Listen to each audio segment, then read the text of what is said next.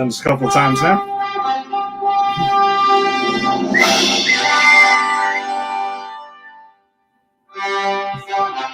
But now you get to run into a phone booth. Hey, she'll be right back. I think there's one like 3 blocks away. Give me like 20 minutes. All right, I'll see you later. I'll just stay here and continue doing evil while you get changed, Clark, okay? I'll be back. Awesome. What's up, everybody? Welcome to a brand new episode of Granny's Peach Tea, episode 91. Ooh, 91. 91. Thanks for joining us. Here we are now. But thanks for joining us on this Wednesday evening because we are back home in some weird ways in our regular time slot. And yeah, thanks for joining us. If you're joining us on Facebook live stream, if you're joining us on YouTube or Twitter or Instagram or wherever you found the audio-only podcast, we always appreciate it. And yep, we are continuing our adventures through Superman's adventures, or his theatrical adventures at least for the most part. We have arrived at Superman 4, A Quest for Peace. Possibly the most. We're possibly peace this week. It could be the Quest for Pieces. I don't know. We'll get to that at the end of the show because that will be our third segment. But a couple of things we wanted to get to though, and we will have Grogan back and Rick is back, and see if Tim swoops in to join this thing. Never quite know, but happy birthday to Tim though, if he was listening. Happy birthday. Yeah, we're super excited about this one. This one should be a hell of a lot of fun. With me as always though is Jason. Jason, what's up? How's it going, Ed? Good to be here. Good to be talking Superman. Good to be amped by the Superman music. I don't know. I might have to go jump out the window, fly around the world, and turn back time just so I can redo this opening. That's how jazzed I am. Nice. That's the way to get out of everything, right? In these Christopher Reeve movies, just usually spin the world back around and it's all okay. It's true. I missed the bus to work the other day and I did that. I was like, shit, I could just fly to work and get there 20 minutes early. No, I'll just spin back time and get the bus and just get there whenever the bus gets me there. Yeah, that is something, man. I'm actually very happy, though, that whatever our feelings are about Superman 3 and 4, at least they stopped spinning the world around at the end of the movie to get out of everything. What was that? That was that silver lining. Jason, silver linings. Sometimes we just got to just take the silver linings, man, where we can get them. That's it. That's all we can do. But so you had some catching up to do. You were catching up with Mr. J, so so we're watching some stuff. We're going to catch up with Mr. J, guys, because I have, in accordance with my birthday promise and present to Ed, I have finished Legion, all 3 seasons. I'm done with it. And I'm going to give you a comprehensive understanding of these 3 seasons. And then, Ed, if you have any questions after this, I can answer them. It's all fresh in my mind. So, all right. First season, kick-ass, awesome. A whole exploration of mutant powers manifesting as insanity. And what does it mean if you're not insane, but you have these mutant powers? And are you insane if you're not insane with these mutant powers? And also, Aubrey Plaza is singing and dancing like a James Bond girl. It's a fucking wacky season, but it's great. It from start to finish, I loved it. Second season, I liked a lot of it.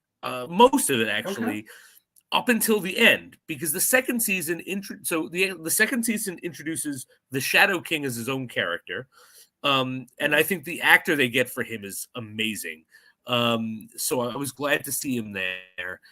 And you get a lot more of the astronaut, and you get some, manipulation in the team through the Shadow King. You get Aubrey Plaza's junkie character gets resurrected through the main character's sister's body, which effectively kills her. That's harrowing stuff. Where the second season loses me is where it starts to make it clear that the main character, David, is the villain, and he is going to bring upon the destruction of the world. And and they actually go so far as to make the Shadow King a hero on the team to oppose him. Interesting. And that kind of came it came out of nowhere. And so like he was, he had that whole relationship with Sid, not Rogue. And he does something which I thought was completely out of character, which is like she just starts to get it in her head because of the Shadow King and Amy Smart's character that he's the villain, that Legion is the villain and Legion's going to kill everyone. And she turns real quickly. And then he, upon realizing this, brainwashes her and then has sex with her. So it's framed as he drugged her and raped her. And I don't know. I just didn't see that in this character. And I didn't really like that turn. And then the third season, he is completely the villain. They're hunting him. He's a cult leader, which, like, all right, to be honest, like if I had mutant powers like he was, I would just start a cult of beautiful women, which he did. So I'm not even going to fault him for this. But he's a cult leader with like beautiful young women who call him daddy. It's real weird. And he's looking for a time traveler, and he finds someone with time travel abilities, and the whole season is him trying to go back in time to fix things so he never drugged and raped not Rogue Sid. And it's a weird season. There's a whole episode like right near the end where Jean Smart and the astronaut, because they're not in the season except this episode, take in in the astral plane, a young, like, not Rogue. And Jason Mantzoukas, who I love, who's an actor, and he does a lot of podcasting and stuff, plays like the evil of the world. But it's just this weird throwaway episode of him being a wolf, and he rap battles the astronaut, and shit just gets weird for no reason.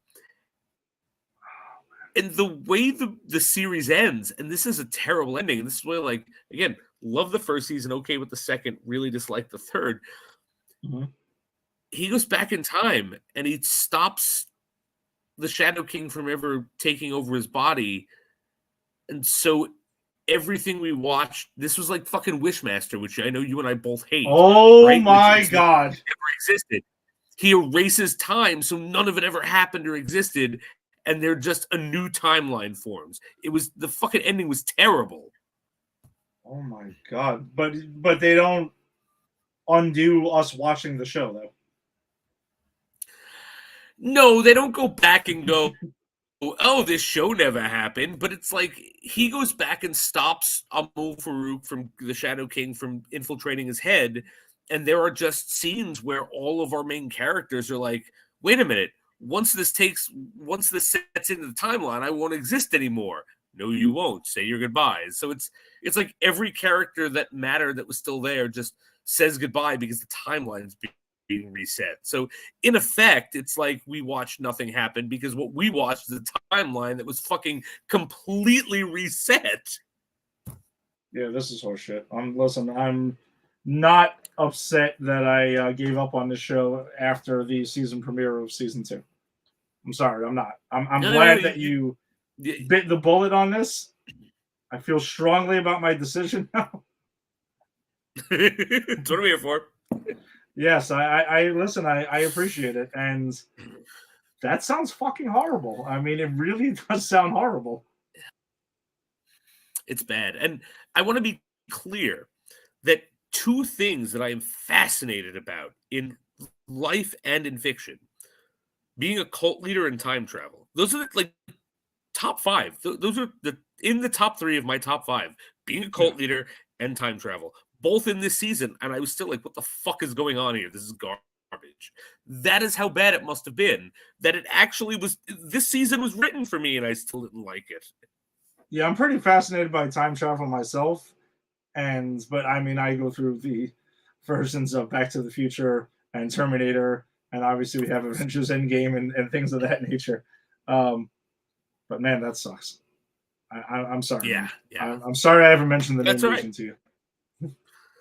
No, it's okay, because that first season was great, and the rest is my birthday gift to you, Ed. Happy birthday. Right. Thank you. I appreciate you taking the bullet for us, man, and taking the bullet for the audience, because now hopefully other people are listening to this or watching this and saying, fuck Legion. That shit sucks. I am not wasting my time on this shit. So, all right. Well, with that smooth transition, let's we just wanted to take kind of a time to do a segment on talking about this stuff because our schedule has gotten a little bit lighter with our shows. There's no CW stuff for a little bit, and so we just kind of got Doom Patrol on our movie of the week for a little while, and hopefully Titans right after that. So we just want a couple of things we wanted to go over because there's been like a lot of chatter online about the DCU, right, with Safran and Gunn taking over, and they haven't officially announced anything, but there's a lot of shit out there. But we just wanted to like discuss this because it seems like Gunn has kind of officially pretty much said through Twitter, because this is all pretty much through Twitter now, is it kind of sounds like we're getting somewhat of a soft reboot and from the DCEU and calling it the DCU. So I guess I would kind of imagine it as, for those familiar with the comics, as what DC did with the New 52, where you kind of hit the reset button on a lot of things, but you handpicked certain things you liked and kept it around because things are this.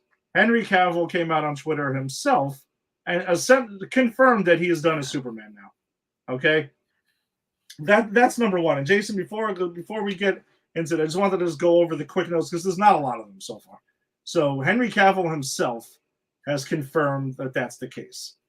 Number two is, and as I suspected though, on our Facebook page mostly, but even though Wonder Woman 3 is canceled in its current form, or as it was, that's the thing. So they're not saying that they're done with Wonder Woman or even really Gal Gadot as Wonder Woman, but kind of saying that the Patty Jenkins version is not happening.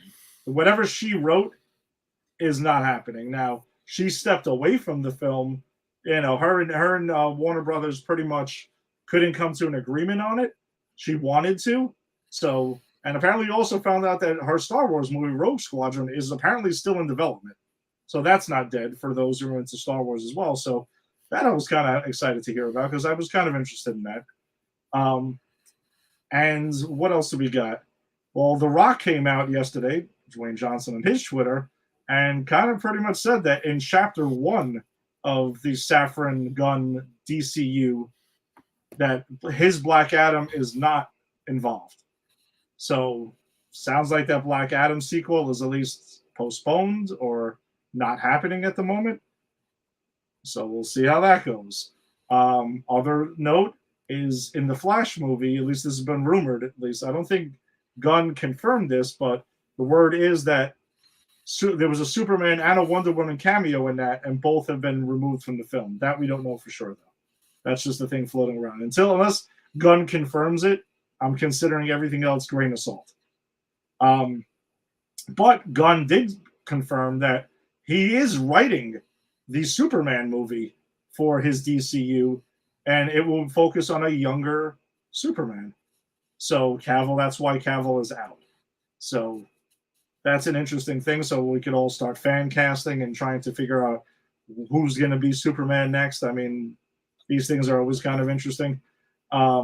But Gunn writing it is kind of a neat, cool kind of thing because I feel like there's been talk of him around a Superman movie for years now.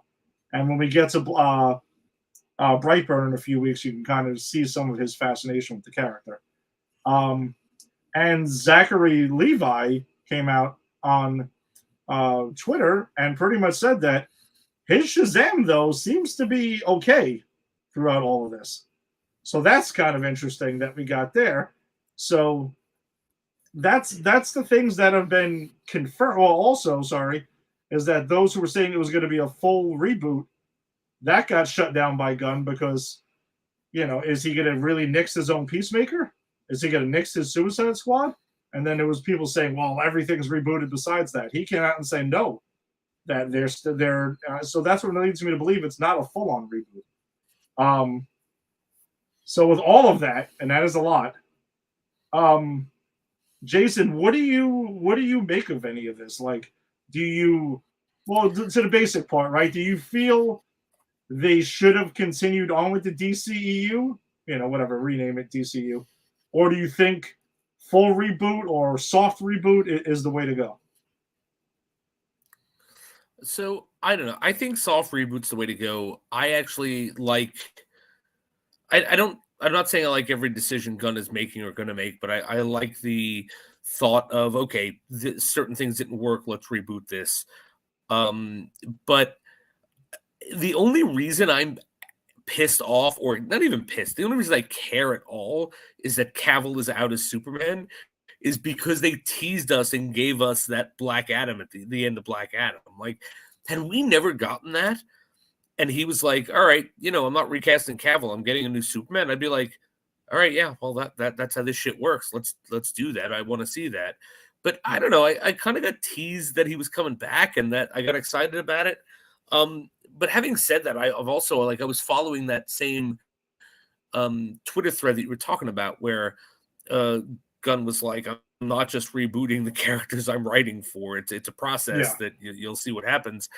And there are people on there like, "No, restore the Snyderverse." And I gotta say this, at this point, that's the saddest take ever, because the Snyderverse, guys, and hate me, give me hate mail, fine.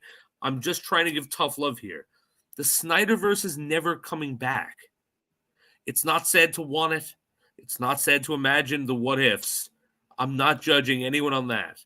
What I find sad is the fact that we are still, I don't know, a decade after Snyder stopped doing these movies, yelling about restoring the Snyderverse, even after you got your Justice League, your Snyderverse. That's it. That was all you could get. It's never coming back.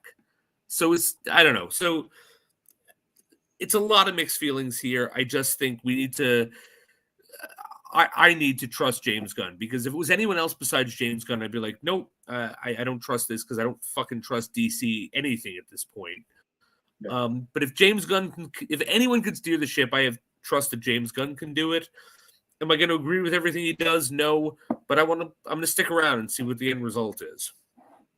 Yeah, I think I'm pretty much more on a wait and see thing. And we've talked about, we've covered every DCEU movie on this show in the past. So if you're interested in hearing our thoughts about each movie, you can go back on YouTube and kind of check that out. Especially in our early episodes, because that's when we ran through the whole DCEU, and then those that came out after that, around the time they came out. I at first I was excited about them continuing the DCEU. I don't care if you rename it DCEU, whatever, because you're right. I was excited about Cavill. I professed how much I enjoy Henry Cavill's Superman. He is arguably my favorite Superman, currently. But I can fully acknowledge he didn't get a fair shake. I enjoy Man of Steel. I think it's a good movie. I don't think it's a great movie. I think it's a really good movie. I enjoy him in Zack Snyder's Justice League, even though he's not in it that much. Obviously, Justice League sucks. Everything is crap in that, so whatever. And his cameo was awesome in Black Adam, and I felt he was extremely underserved in BVS. So I was hoping to see him get finally a Superman movie and get his fair crack at this, to see what he could really bring to the table, because I feel like his Superman at this point in the DCU was at a point where it would finally be the more traditional Superman that everyone bitches and moans that he hasn't been. So I agree with you 100%. That is sad. But I think a full-on reboot I understand for business purposes. The DCU, even those who like myself who have enjoyed a good amount of it, it's not perfect. Financially, has been all over the place. The timeline's kind of been all over the place. I understand the why they're doing it. For them to cherry pick certain things, we are all into multiverse at this point. So I personally think the Flash movie is going to continue and kind of hit the reset button on all of this, kind of like Justice League Dark, Apocalypse War. Kind of hit the whole reset button on the animated universe. That's the kind of thing I'm envisioning for them to happen. It's going to be the swan song for it. I will be sad if they don't choose to go with Shazam, though, because I think we have a really good Shazam. The first movie was really good. If the second movie sucks, I might be singing a completely different tune. but Shazam is one of my favorite DCU movies. So is the first Wonder Woman. So, and Gal Gadot is a perfect Wonder Woman, even though 84 sucks. So, and that's the problem with the DCU, right? Like right there, we have a great first movie, shitty second movie, and it's kind of just been all over the map. So, yeah, I don't know. Reboot, I'm fine with though, but I would be pissed if they chose not to continue Peacemaker, or if they chose not to continue the Suicide Squad. Yeah, like the good movies deserve something. Yeah, I think they're gonna, as you said, they're gonna pick and choose. Like, the only person we know who's not coming back is their character, right? As stated, is Henry Cavill as Superman. And I mean, we again, until the end of Black Adam, we all kind of knew that, right? The end of Black Adam just gave us some hope, as you said, just to get a good fucking Superman movie with him, because he's a great Superman. He just hasn't been given the material. But they scrapped Wonder Woman 3 with Patty Jenkins. Doesn't mean they're scrapping Gal Gadot. I can't imagine they're scrapping Jason Momoa. He's so fucking hugely popular as Aquaman. They're not scrapping the Suicide Squad or Peacemaker, because that's James Gunn's bread and butter. That's who he got in here. That's his sweet spot. I think this is my prediction, and take it or leave it. I can be proven wrong tomorrow, but I think we're gonna lose Cavill. That was said. We're definitely losing Ezra Miller, and I think we all think that's a good thing. I think that's a good thing. We don't want him again. Yeah. I think we might keep Gal Gadot, but in a very different vision of Wonder Woman. Mm-hmm.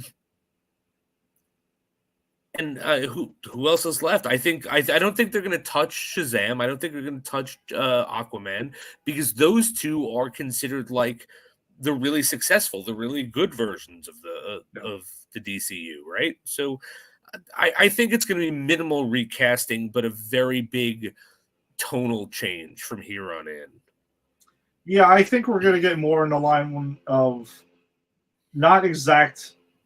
I don't want to say like the MCU tone, but it's going to be more of a more fun tone that we're going to get to these movies. Not fully comedic, but I think more similar, somewhat similar to the MCU, I think is what we're going to get. Somewhat similar. It's not going to be super dark. It's not going to be slapstick comedy, but I think it's going to kind of try to strike the right tone is what they're aiming for. I don't, just because Gunn is writing this, I'm very fascinated by Gunn's Superman movie.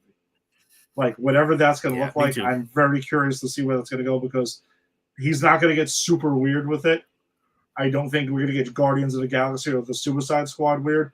My guess is he's going to go for a extremely faithful, traditional Superman story, like ripped right out of the comic books or something like that.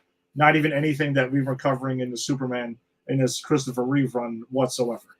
So I'm wondering if that's going to be the first one out of the gate of his era.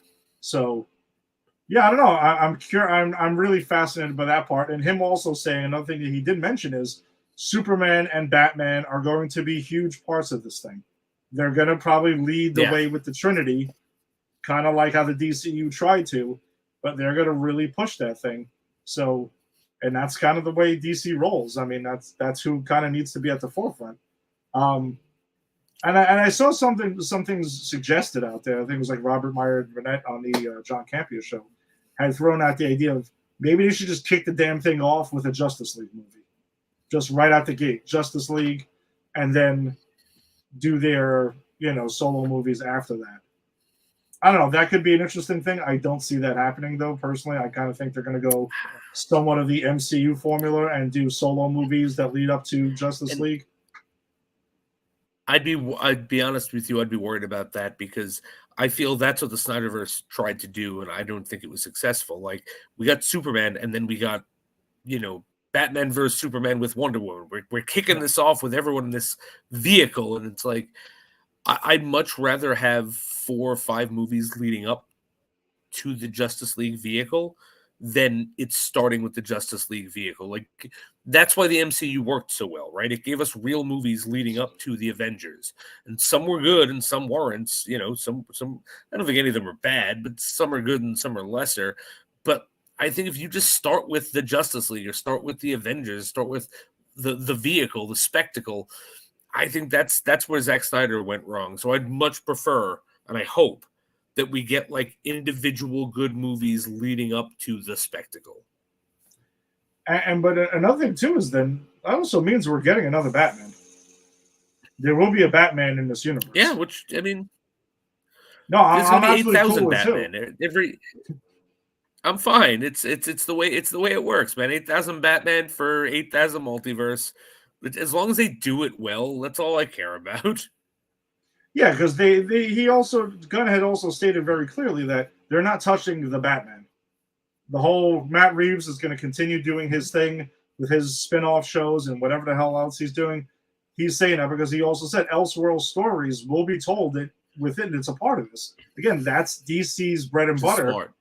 So I think you should do that. And Joker's not getting touched either. So if they want to keep going with Joker after the second one, he's going to let it happen. If they don't, then I'm sure he's fine both of the ways. So yeah, it's interesting because we're going to also get a new Lex Luthor eventually. Yeah, which I'm curious to see who they get. But I'll tell you something. I think it's really smart. I think this is the DC, as you said, bread and butter. This is where they can really shine, is allowing these one-off Elseworlds that don't interfere with the main storyline, because we don't have that in the MCU. That is something that can make them separate and unique from the MCU. Everything in the MCU has to be connected. Even when we go multiverse, we all as MCU fans need it somehow connected, right? Yeah. But if DC could give us a mainstream like storyline plus these real fun Elseworlds thing where we can explore other things, I think that is where their niche is. That's where they can really make their bones here. Because I don't think the DCEU or the DCU has like done anything near the MCU has, but I think in the Elseworlds they can rival it. Yeah, you don't want it just to be a carbon copy. Be your own thing. You have a catalog of characters that is just as large as the MC as Marvel's, and maybe even bigger. And before the MCU, the three of the most popular comic book heroes were Superman, Batman, and Wonder Woman, right? Like those are most people know. And then Marvel was like Spider-Man and the Hulk, and then like everyone else was like was in a distance. And the movie success have changed that. Iron Man is a A-list character now, so it was like everyone they put out essentially. So it's interesting, and these guys should be right there though. Absolutely. All right, so we got that chatted about a little bit. So let's get to since we've been pretty DC heavy right now because they're the ones with the content. Doom Patrol, season 4, episode 3. We'll just throw up the spoiler warning, even though the episode drops tomorrow. Really, really cool episode. I thought, like all 3 have been good. This one was pretty good. I mean, there's been a lot of character development with every member of the team so far, and that's what seems like the season has been really harping on so far. And all the better for it. I mean, we have the A plot. We can do A and B plot. We have the A plot, which is where most of the team is connected. It's pretty much everyone's connected in the A plot, and then Vic has his own B plot. Yeah. Then, yes. It's kind of what it, right? And then there's little parts of the A plot, like, mainly the main A plot is Rita, and there's a film retrospective that she gets invited to via a random flyer because she's at home moping around about why didn't the team pick her, and she's watching some movie, and I just want to say that one of the lines. Oh, she is. She's definitely like. I think she's eating. Yeah, she's having something. I don't know what the hell. She's stuffing her face on her couch. She's watching some really bad movie, apparently, where there's a woman ran off with a Japanese sex robot and left her husband for this. So yes, we have that. But that's so Doom Patrol, right? Like if that was part of the main plot, you would be like, yeah, okay, I get it. I'll accept it. So she gets interrupted by the flyer inviting her to a Rita Farr film retrospective in Calverton. Which we knew from the second this was a trap, right? Like everyone watching this, the second there was a Rita Farr retrospective in the town of people who fucking hate them. We knew this was a trap somehow. But Jason, yeah, you're not going to take the opportunity to say it. It's a trap. What am I missing? It's a trap. Well, you all right? If you want me to bring Akbar, if you want me, then it's a trap. Yes, it was a trap. They should have Admiral Akbar pop out of the side of the screen, kind of like, I don't know if you remember in Mortal Kombat in 2 when they had the character pop out, Toasty. It could have just been like that kind of thing. It's a trap.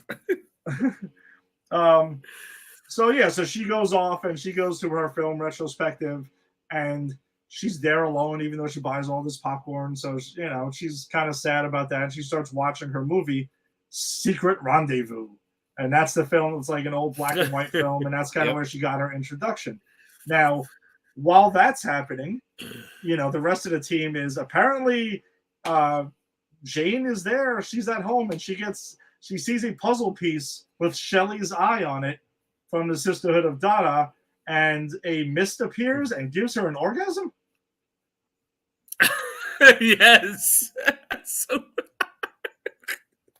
Yeah, and this is all like I've got the nothing first to add 5 to minutes this. of the I'm just episode. laughing. It's crazy. Yeah, that's pretty much it. So, while so then we get that, which gets referenced later on because she starts talking to Cliff about that. She constantly wants to know like where her feelings are, and she's got to look for. She really enjoyed it, but Cliff mentions a good thing about it, like, so you liked it, so it's okay. And also Cliff mentions that apparently that's the one feeling that he would want back in the world. That is the orgasm feeling, and then there's everything else right way below that. They're having an interesting conversation, but Jane is struggling with the fact that she's got to look out for Kay. And Cliff is kind of like, you got to look out for yourself too. Fuck this. But where that happens down the line, so that's pretty much, kind of what Jane is going through this episode, and more or less what Cliff is doing. But then Rita gets sucked into the film by a green mist, and she starts going through all like 3 of her movies. I actually had mentioned them down is Secret Rendezvous, The Haunting of White Manor, and Spartacus 452, which apparently was her flop that essentially ended her career. And you know that I want to watch that movie so badly right now. I wish that movie existed. Cliff actually has a great line. He goes, "Wait, you were in Star Trek?" Because it looks like a Star Trek. They all had the different colored sweaters and shit like that. I thought that was pretty damn funny. This was obviously a Star Trek ripoff, at that time. Of course. Super low budget B movie fiasco that was going on that fell on its face. But yeah, something by Canon. Something made by Canon, exactly. Back then, you could imagine what it was. So pretty much she gets trapped in there, and then Madame Rouge, who gets mentioned, Larry suggests, hey, you should go ahead and before barking orders, you should go ahead and kind of make up with the team, right? Like you should make up with Rita. Yeah, she makes up with Rita, so she goes ahead and she decides, all right, I'm going to put the team together, and we're going to go to Rita's. We're going to support Rita at our film retrospective. It gets the whole team sucked into the film as well. So they're all going through movie to movie. She starts off, I love this section. I actually wrote it down. She's like, all right, so now we're going to go Operation Trust. And they're like, what? And, Trust meant, I didn't even write it down, but it all meant like, this is what we're doing. She's like, what it means is we're all going to go support Rita because we've got to come together as a team. Yeah, it's an acronym. It's just like, it's such a stupid acronym, and it's such a great moment. And I love Madame Rouge. I think she's like my favorite character since she's been introduced because she's hysterical. But I just love her like really trying to bring the team together, really trying to be a good guy when she's clearly not. Because by the end of this episode, like when she realizes she can't save the team, she gives up and goes drinking. Yeah, she's doing all those shots and stuff by herself, and like, man, I led the team to their death. What the hell? She's going through Niles Calder's files to try to, and that's where she finds though Dr. Janice, who apparently is the person that we find out who trapped everyone in this, and she has this whole plot she has this necklace on Rita to get her to emote so she can continually emoting and gets her feelings for Immortus, because apparently Immortus is on the rise. We got that mentioned in the first 2 episodes very sparingly, but this seems to be where everything is starting to come together. But we get her emoting, and it's filling up, and then they go ahead and they meet Mr. 104, who is the actor who played Mohinder. If you had watched Heroes, was that Mohinder? Yes, it's Mohinder. Shit, I didn't even recognize him. And I always recognize him because I love that actor. I even liked him on Flash, but I didn't recognize him. Yeah, no, he's in full effect on this. He's hitting every comic book genre or show or whatever subgenre in this. He's all over the place. I love it. He's really good, though. I love it, too. He is really good. So Mr. 104 is working with his Dr. Janice. They're working together on this, and they try to get her emote, and they get Rita to emote by putting her through these films, and like she's trapping the actors in there and taking them away once they fill up, and she traps the team, and ultimately traps the team. It looks like she's going to kill them until to get Rita to start professing her love and her feelings for the team, and that fills it up all the way. And that's when she Dr. Janice takes this thing and disappears, and I'm going to go ahead and help this Immortus, who is on the rise apparently. And I'm sure we'll be meeting Immortus in the next episode or 2 or so. I'm assuming they're probably the big bad of the season is going to be my best guess. But that's where we get that's most of the A plot that's there. And then the B plot though is Vic, who is on his journey. He goes to go and meet his friends and his old high school buddies who apparently did this science club. But a lot of them are, as much as he's explaining what he's going through and talking about himself, they seem to kind of resent him that he left. And, and it's kind of living this whole world. No, and because I think I didn't feel like Vic was coming off as bragging about his adventures with the Doom Patrol. He's just dude, he's telling them all the shit that we've seen over the first 3 seasons, and it's fucking batshit crazy. And they kind of take it as he's kind of bragging. And is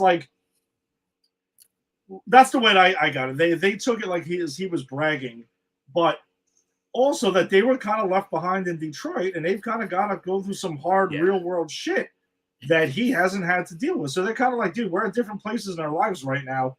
You're living this fantastical life with the Doom Patrol, and you're a cyborg, and you're a superhero, and we're fucking down here in Detroit, in the real world, getting shit done and trying to go through a bunch of serious shit. But it leads them to go ahead. I'm sorry. Go ahead. You definitely see the resentment too, because as you said, they were saying all that, but even before that, when he first comes and they're like, "Oh, so you're not Cyborg anymore? You got rid of the tech? Oh, well, you're not a superhero anymore." So even before, he even is speaking about himself, even before, because they accuse him. They're like, "You didn't even ask who your friends were. You're just talking about yourself."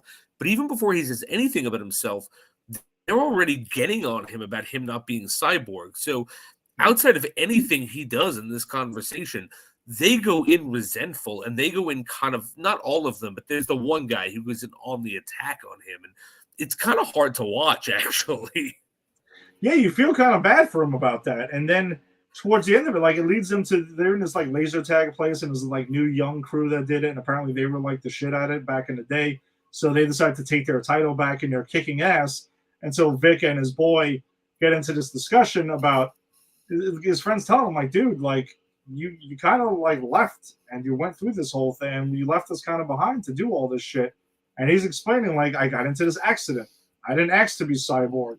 What the hell? So he gives him the robot that they worked on, and Vic gets it, and he takes it with him, and he's like, "Hey, listen, I've had custody over the first 10 years.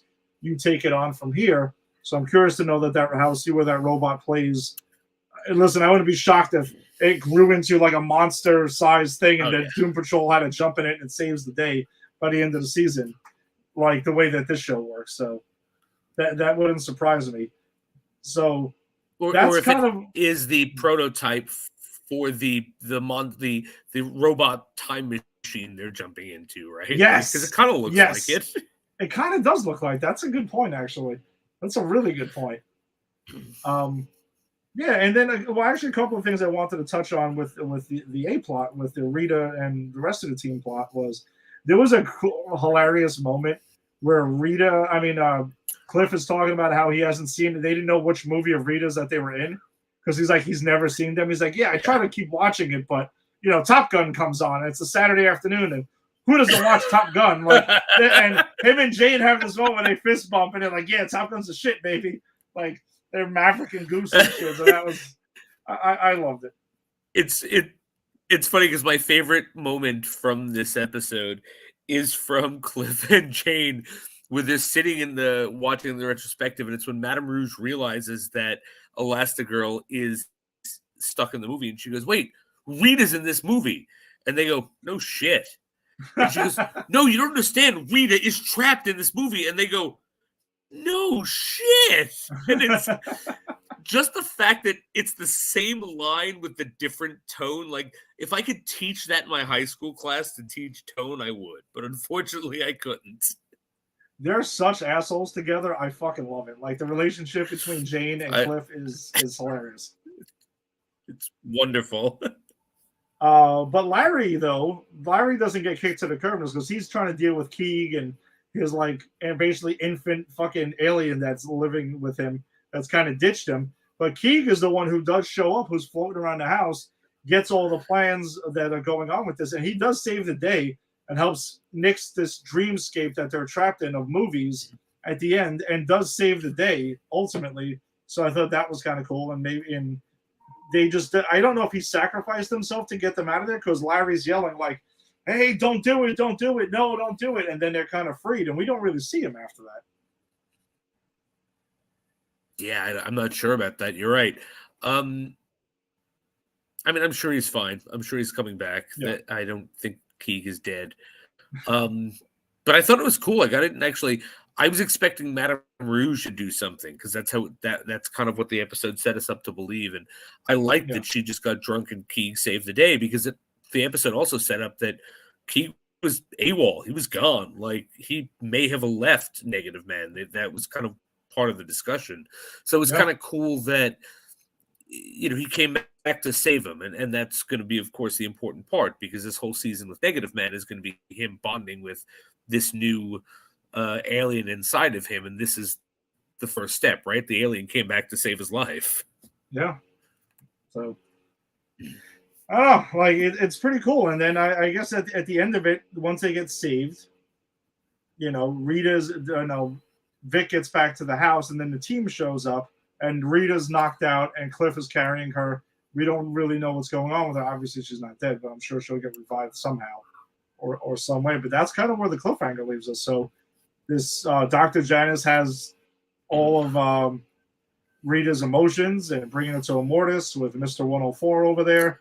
And then the team has it knocked out Rita and see where they go. And I'm also, by the way this is going, my guess is obviously leading to Vic getting his tech back and going back to being a cyborg. Of course. Because so far this is not working out for him.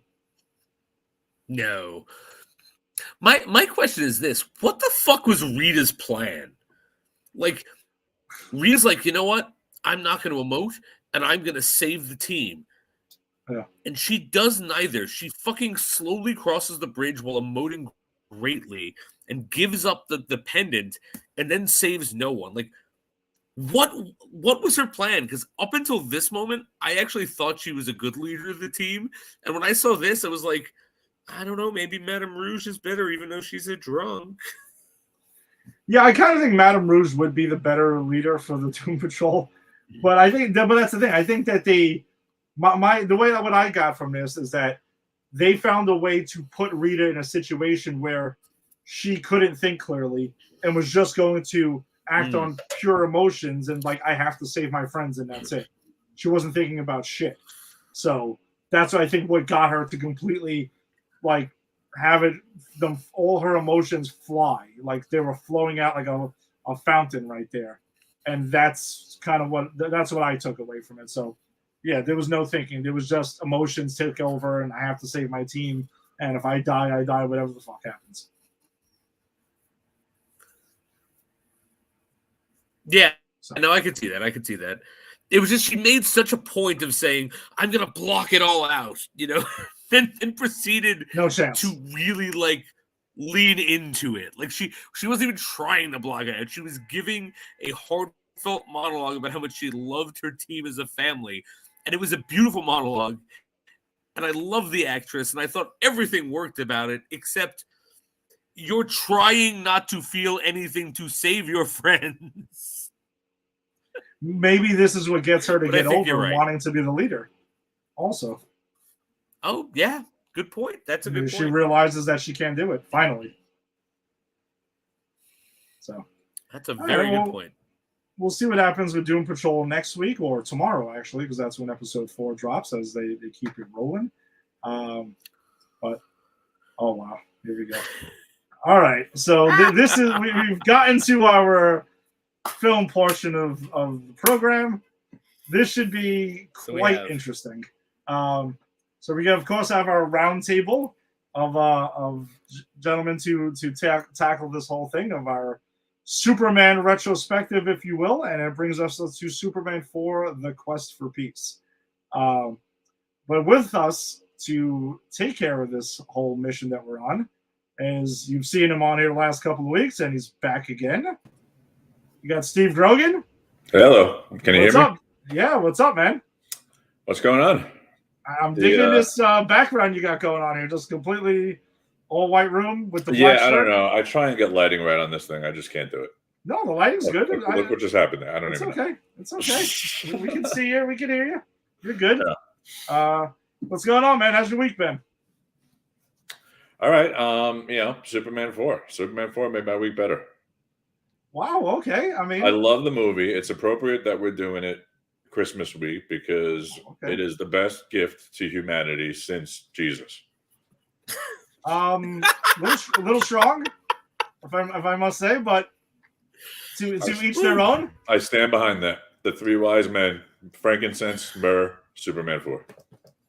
I don't think you. Nope. God bless us, everyone. Nope. Not buying us. I'm sorry. Yep. No, that's a tough one.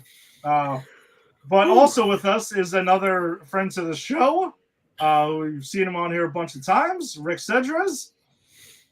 Rick, what's up, man? What's up, fellas? Can you hear me? What's going on? Am I muted? Did I mute myself? Am I good? I can hear you. No. You're good. You're good. No, we can hear you. This week's episode brought to you by Wakanda Forever Goldfish. Oh, they're still going. It's still going on. Oh, I got my Wakanda Forever pop T-shirt and hat today. Look at that! Almost fully on the same page. Almost fully sponsored today. I'm sponsored by the Southside Street Racers today. Wow! I met a couple of them a couple days ago while playing disc golf on the South Side. Rick is a disc golf. I'm sponsored by this today. Bacardi. Oh! For those in the audio only version, it's a nice handle of Bacardi. Yeah, Bacardi over there, which one may or may not need to watch Superman 4 as often as one Steve Grogan does watch it. Yes.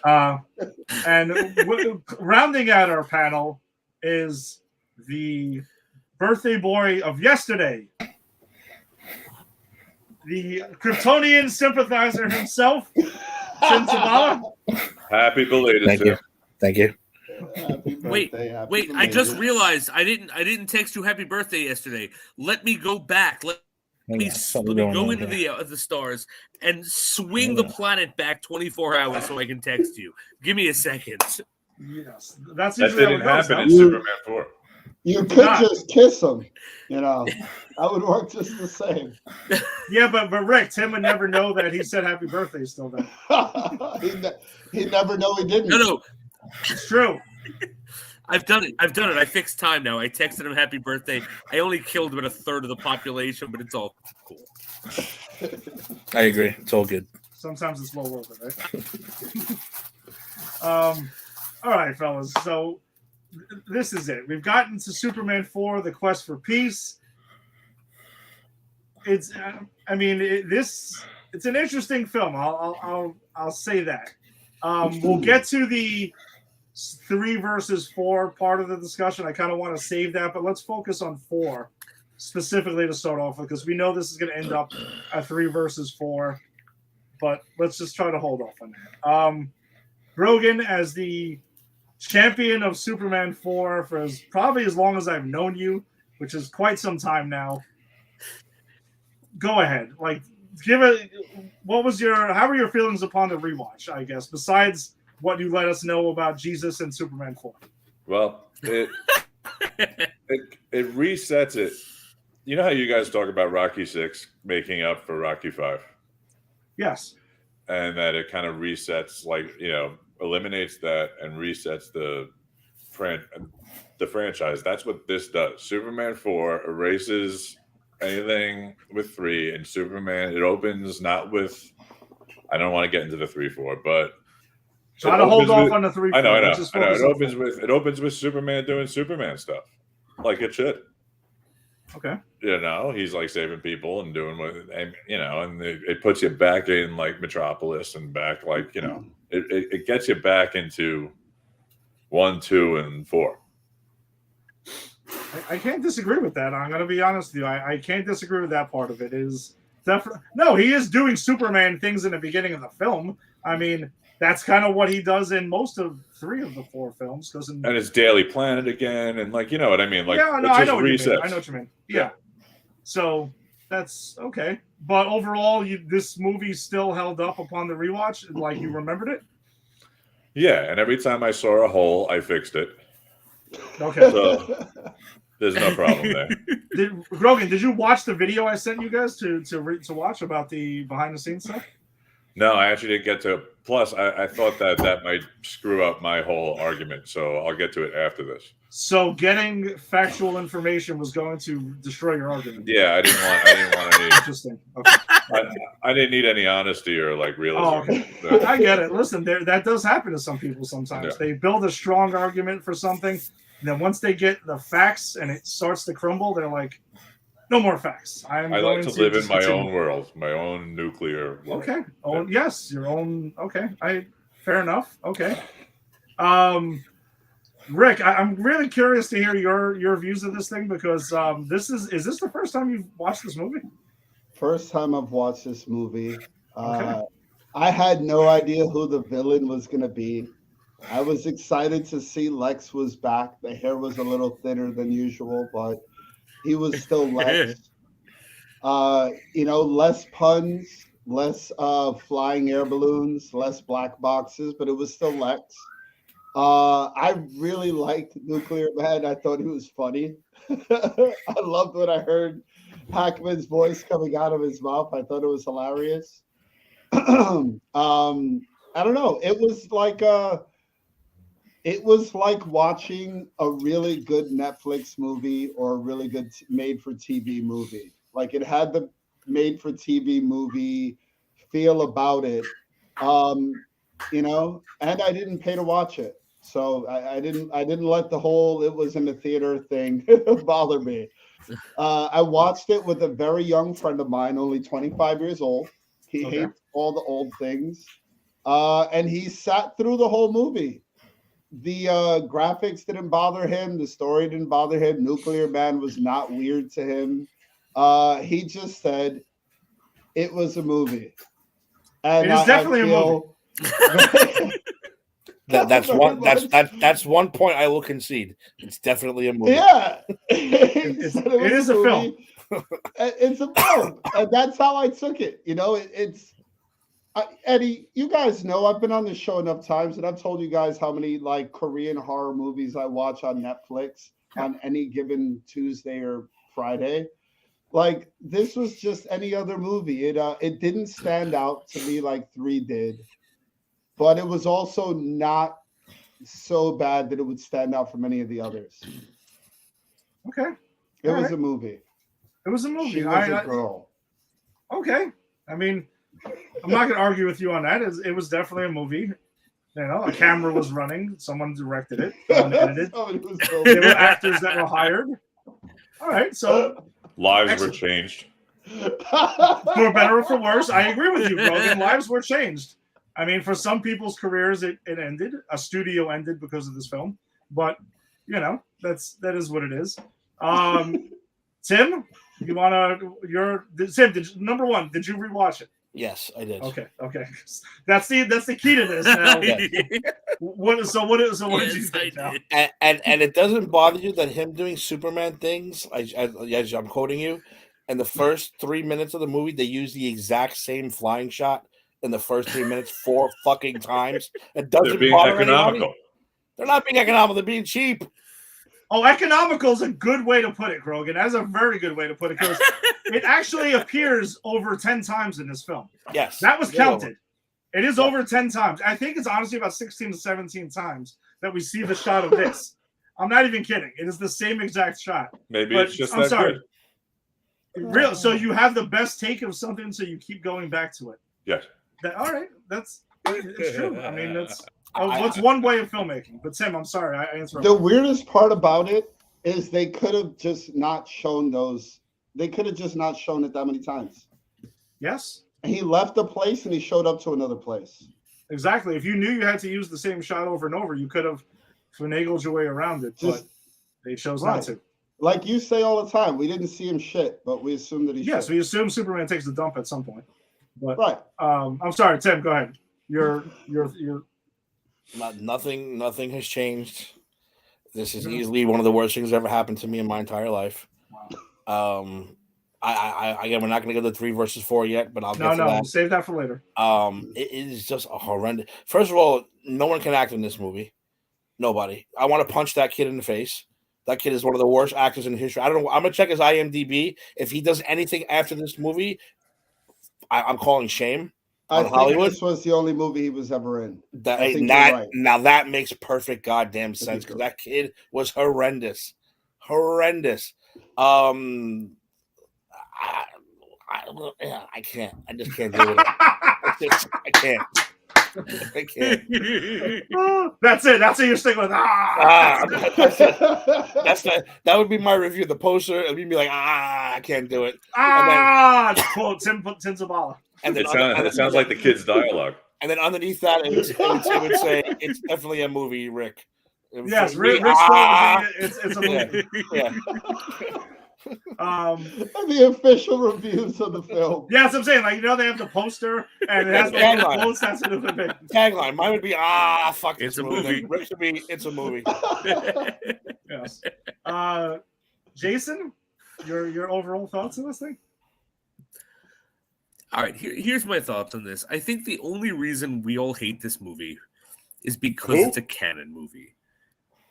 Except for Grogan. Thank you. Those of us who hate this movie is the only reason we have any faults with this because it's a canon movie. Because canon pretty much went, "Ooh, we could buy a franchise and ruin it and make a little money." I think the bare bones of what's going on here, like this story, even Nuclear Man, as stupid as it might be, like we have a Superman story here. There's Lex Luthor. There's Superman. There's a super-powered villain that Superman gets to fight. This reminds me of a stupid Superman comic book I would have read in the 80s. And I want to make it like him trying to end the arms race is the stupid shit that was in the comic books in the 80s. And I want to make it clear that I own a comic book from the 80s where Superman tries, with the Justice League, tries to end like hunger in Africa. Like, this was the weird, crazy shit going on in the 80s in comic books. So, I don't know, like, if this wasn't a canon movie, if it had, like, if someone had a budget and cared about it, even with this stupid plot, I think it could have been something, and I think it, bare bones, it's a Superman movie, bare bones. Like, I'm gonna one-up Rick. It's not just a movie, it's a Superman movie. A lot of negativity here. A lot of negativity. This poster is going to be really interesting. Jason Pachetic, it's a Superman movie.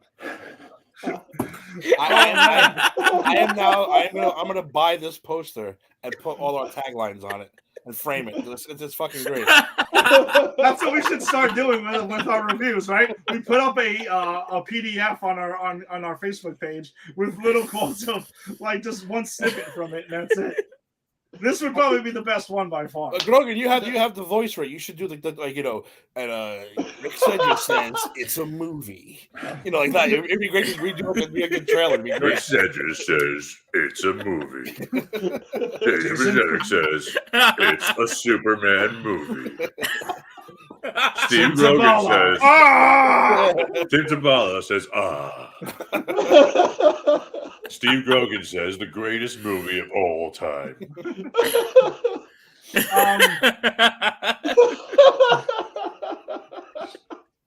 All right, so I'm gonna be honest. I agree with Jason and I not to we cheated a little bit because we chatted before this because we had to. We discussed before we went on.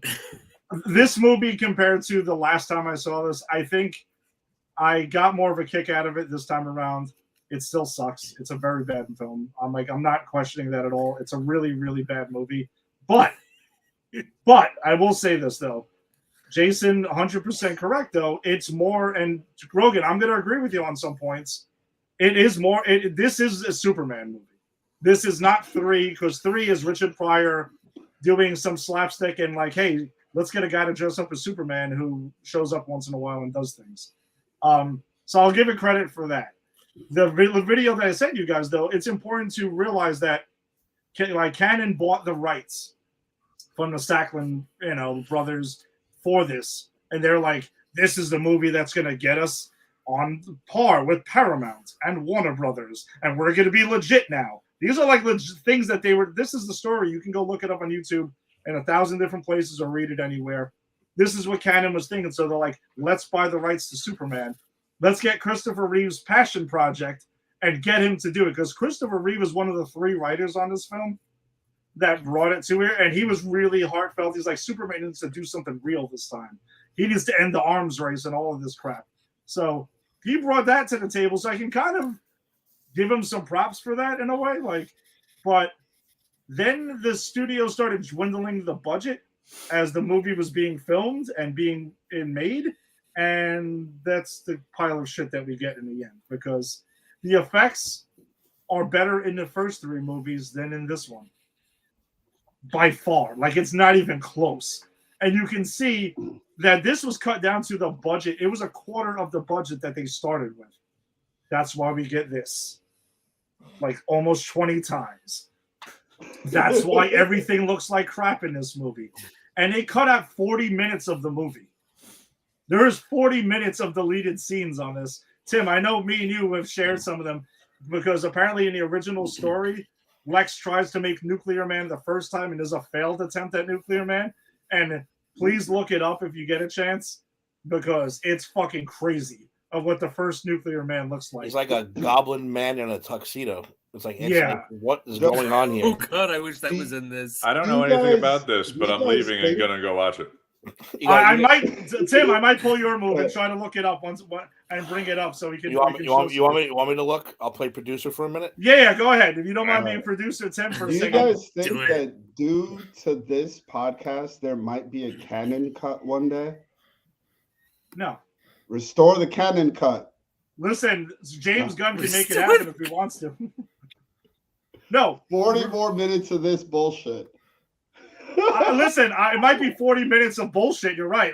Rick, I'm not even debating with you. It might make this thing really, really bad. But no. What I'm saying is that we've seen other movies where Justice League, Batman versus Superman, Dawn of Justice, cutting out half hours of movies, and you got the thing, and this is what we get. And I think it's very noticeable, and that's what kills this movie, is the fact that you can see there was ideas that were good and executed really bad. No, I think the movie can't be improved That's my upon. point when I say that the movie cannot be improved upon. Absolutely not. Grogan, that's a great segue to get to the details of this movie now. Those 40 minutes are the chunks of marble that were cut away from the statue of David. Maybe like in the Crossroad region. or the ass or something like that. All right, so Tim, thanks for pulling this up for us. We'll add it to the stream. Let me go full screen. Wow.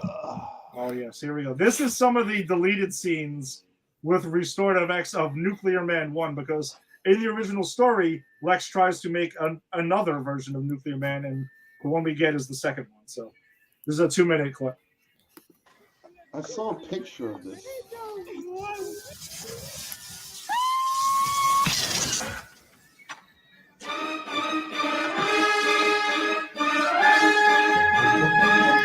Burger King. Yes. Oh,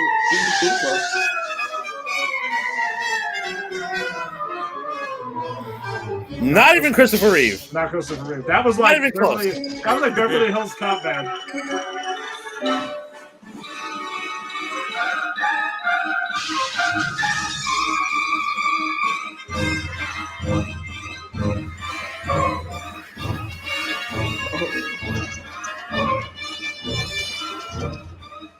Damn.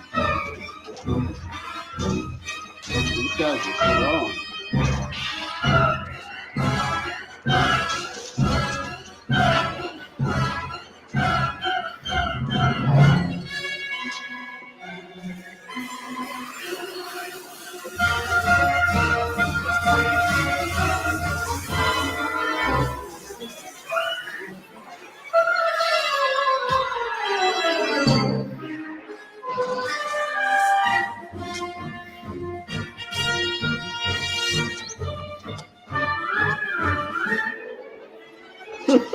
Wow.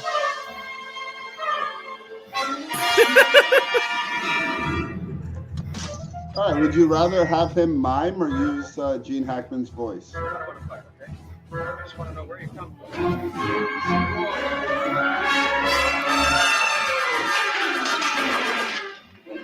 They kind of characterize him as Mixobliterate or whatever the guy's name is. Like, he's more of a trickster.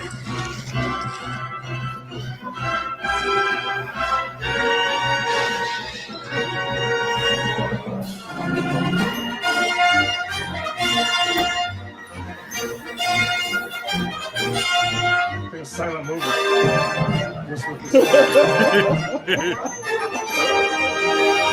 It's the first silent movie you've reviewed.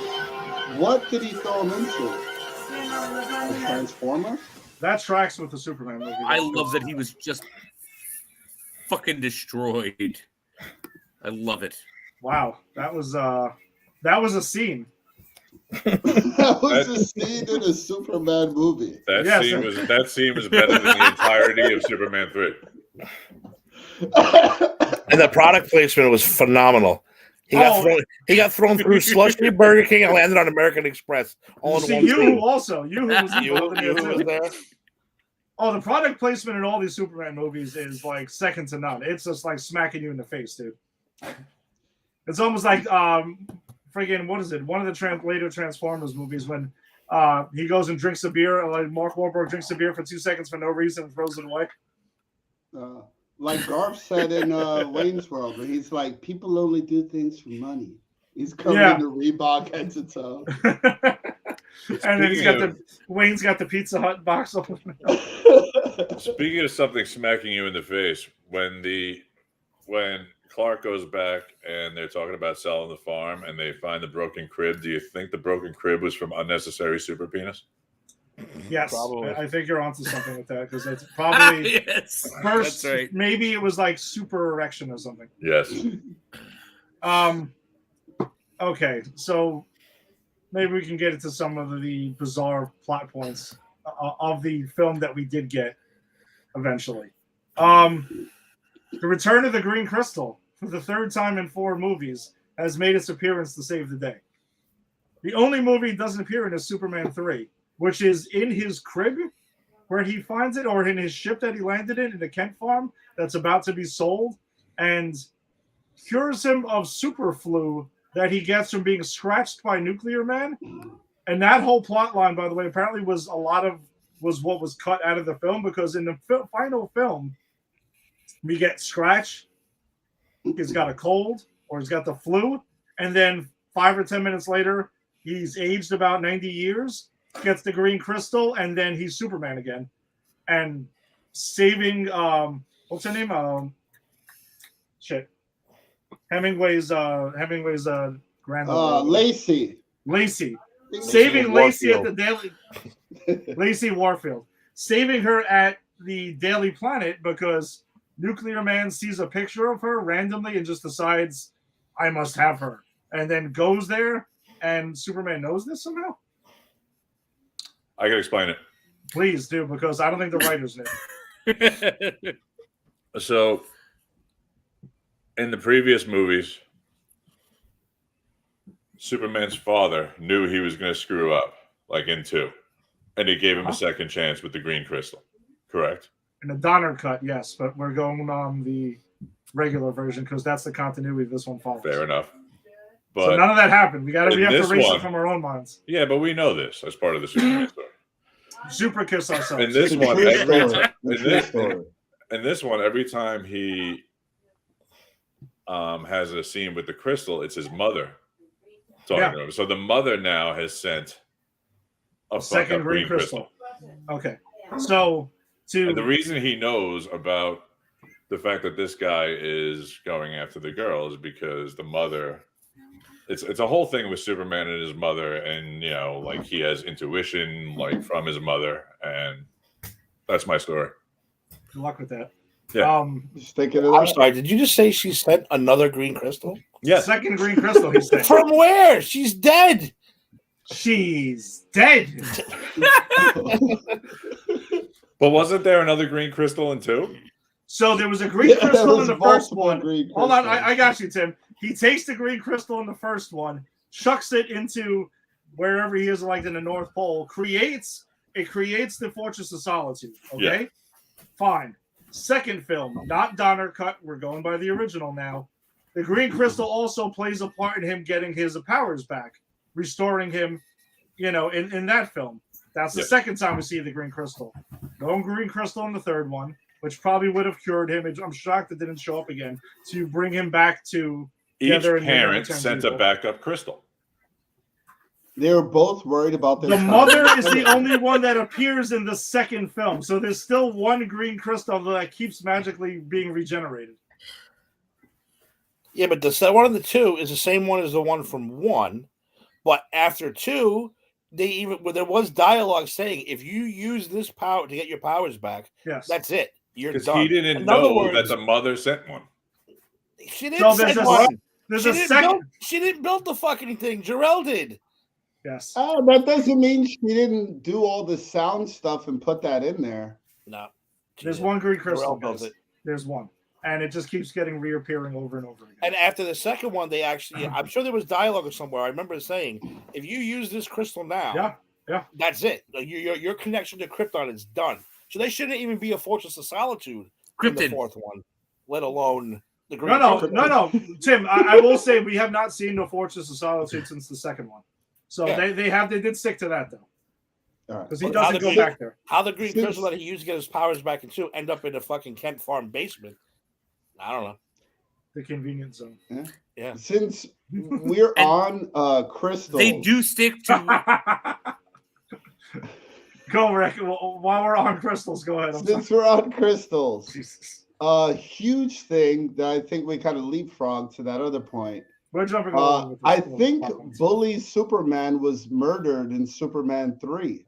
I think the synthetic kryptonite made him have a soul experience like people do when they do mushrooms. And I think Bully Superman is gone. I didn't notice him in this movie. Did any of you? Rick, that's actually a really good point because that's something also that I have in my notes, by the way, besides Clark being a Giants and a Bucks fan. He's definitely a Bucks fan. I saw the cream. He has a pennant for both of them in his apartment, which I don't understand why either of those happened, but he does. And I wish I didn't see it because I never did before. No, but Rick, you actually kind of may have inadvertently brought up a great point because Superman in this movie is like extra Boy Scout. He's extra goody two shoes in this movie. I don't know. Rick, I think we noticed the same thing in that. That's not true though. He almost kills the guy in the gym. He almost kills the. Well, so you're saying Bully Superman is still going on? The no pain, no gain Superman. He shows up. Yes, but you didn't feel like he was kind of extra Boy Scouty, like No, he is, but giving random speeches to people for no reason that they never asked for. no, I mean the speech, the two speeches in this movie are the greatest things ever. Outside of the subway system thing, where what he does. Well, that was a little ridiculous. I'll give you that. Oh, okay, that was okay. Gotcha. Well, I mean, the guy has a heart attack driving the train. Superman stops it. That was a heart attack. That's what you got. I don't from it? know. I don't know either. He just But- kind of falls over. I figured heart attack. Yeah, that's what I kind of Okay. or drunk, or Yeah. drunk, one or the other. Trunk. Okay. But Or he- Superman goes in to the driver and he's like, he'll be all right. Before you attend to him, let me do this speech about how safe the subway is. So that you found ridiculous. I'm with you. It's absolutely ridiculous, but I'm just trying to confirm that you're giving ridiculous points right there. Yeah, Okay. a little bit. Fair. All right, a little bit. Fair enough. By the way, wait. One quick thing. If you notice, you watch that scene one more time when the guy shows up to buy the house or whatever, Yes. that the crystal's not even real. Did you notice that? If you look real closely, when he puts it in his pocket, there's no crystal there. That's bad CGI. He's holding nothing in his hand. You're telling me they didn't have the budget to make a fucking crystal and just make it green? Tim, There's nothing in the guy's hand when he puts it in his pocket. Tim, are you saying there's bad CGI in this movie? Yes, I'm saying. No way. In the first 10 minutes, we got a fake crystal. We have horrible shot over and over again of the same thing. Spinning astronauts, which was just a camera going around a spinning room. It was horrible. Tim, there was better effects in Tim. the Trial of the Incredible Hulk than Yes, in this there was. movie. Okay, let's be. I was let's be impressed. I serious. was impressed with the effect of when he hit the baseball into space. Were you? I like that. Okay. Did you? So you do remember we watched the first three movies, right? There's Bully Superman. How do you know that baseball didn't kill somebody in space? How do you know? True. You don't know. Superman's Could- accurate. Could have killed an astronaut. Could have killed an alien. Could have destroyed a planet. We don't know. No, I wasn't Grogan. I wasn't saying Superman made an extra Boy Scouty in this movie as a bad thing. I was actually kind of a compliment I was sliding into this movie. All right, just watch your tone. I mean, for Christ's sake. All right, fine, fair enough. I was trying to give you some help here on this. Another thing I give this movie props for is that we do get a phone booth change. A classic Superman literally goes into a phone booth and comes out as Superman. And that's the first time that we get that in these four movies. So that was kind of cool. A throwback thing. Yes, that was Yeah. Grogan. I'm trying to throw you a lifeline here. You need to take it, man. I don't need you. Okay, because you got crushed on a couple of things already. The movie speaks for itself. I don't need you. No, it's speaking for itself in many Stop ways, but not the pandering to ones you Grogan, want. Eddie.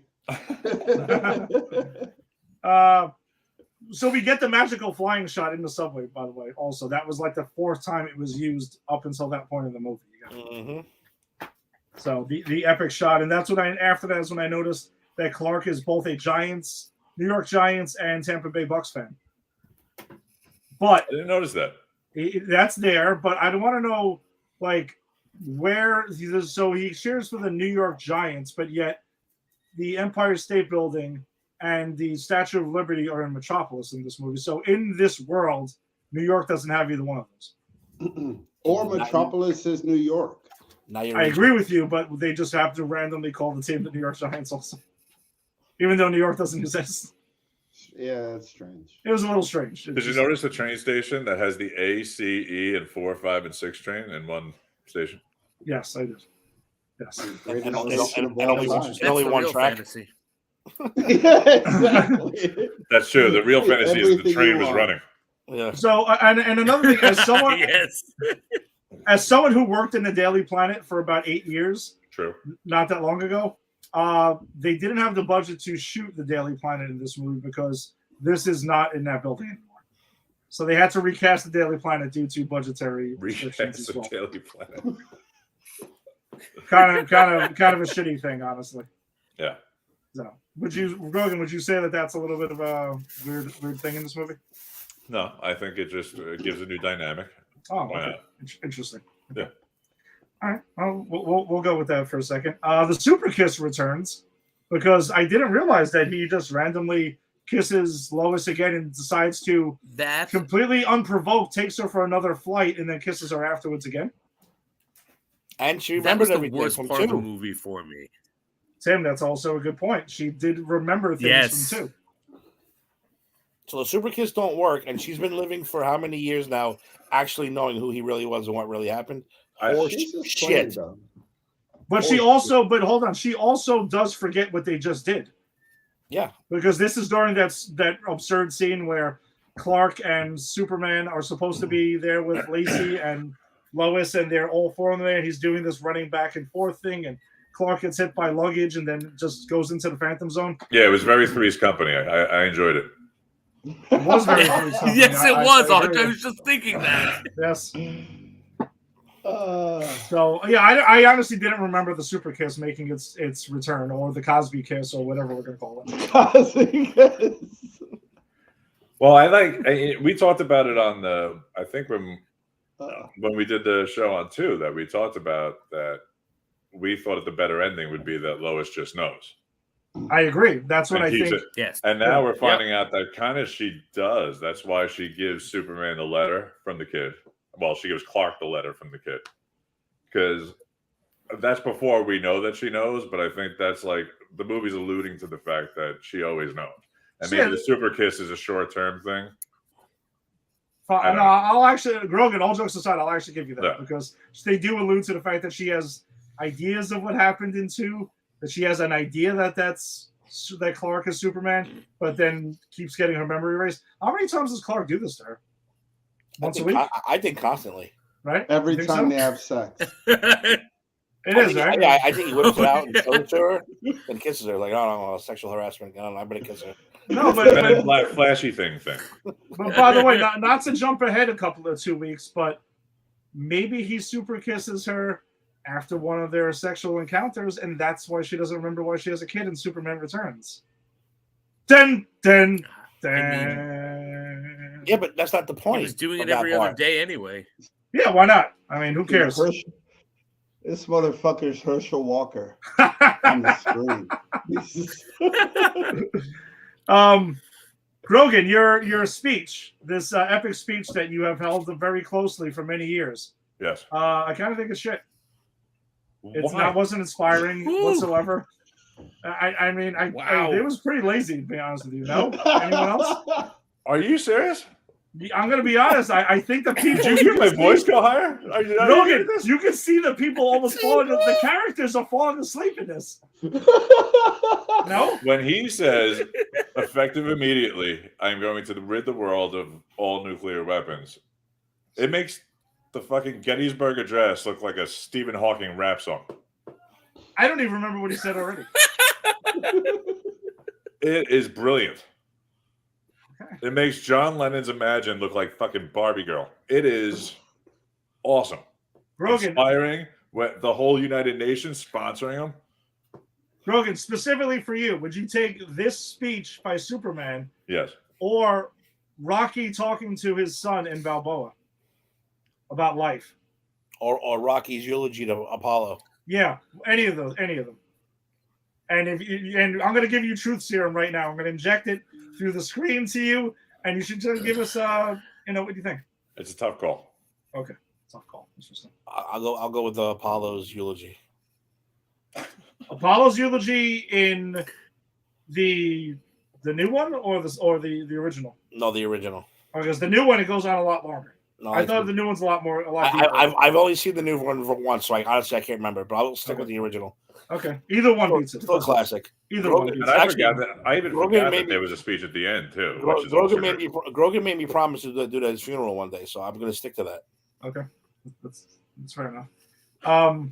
And Jason, Rick, you got anything about the speech that Grogan has held so near and dear to his heart? Go ahead, Jason.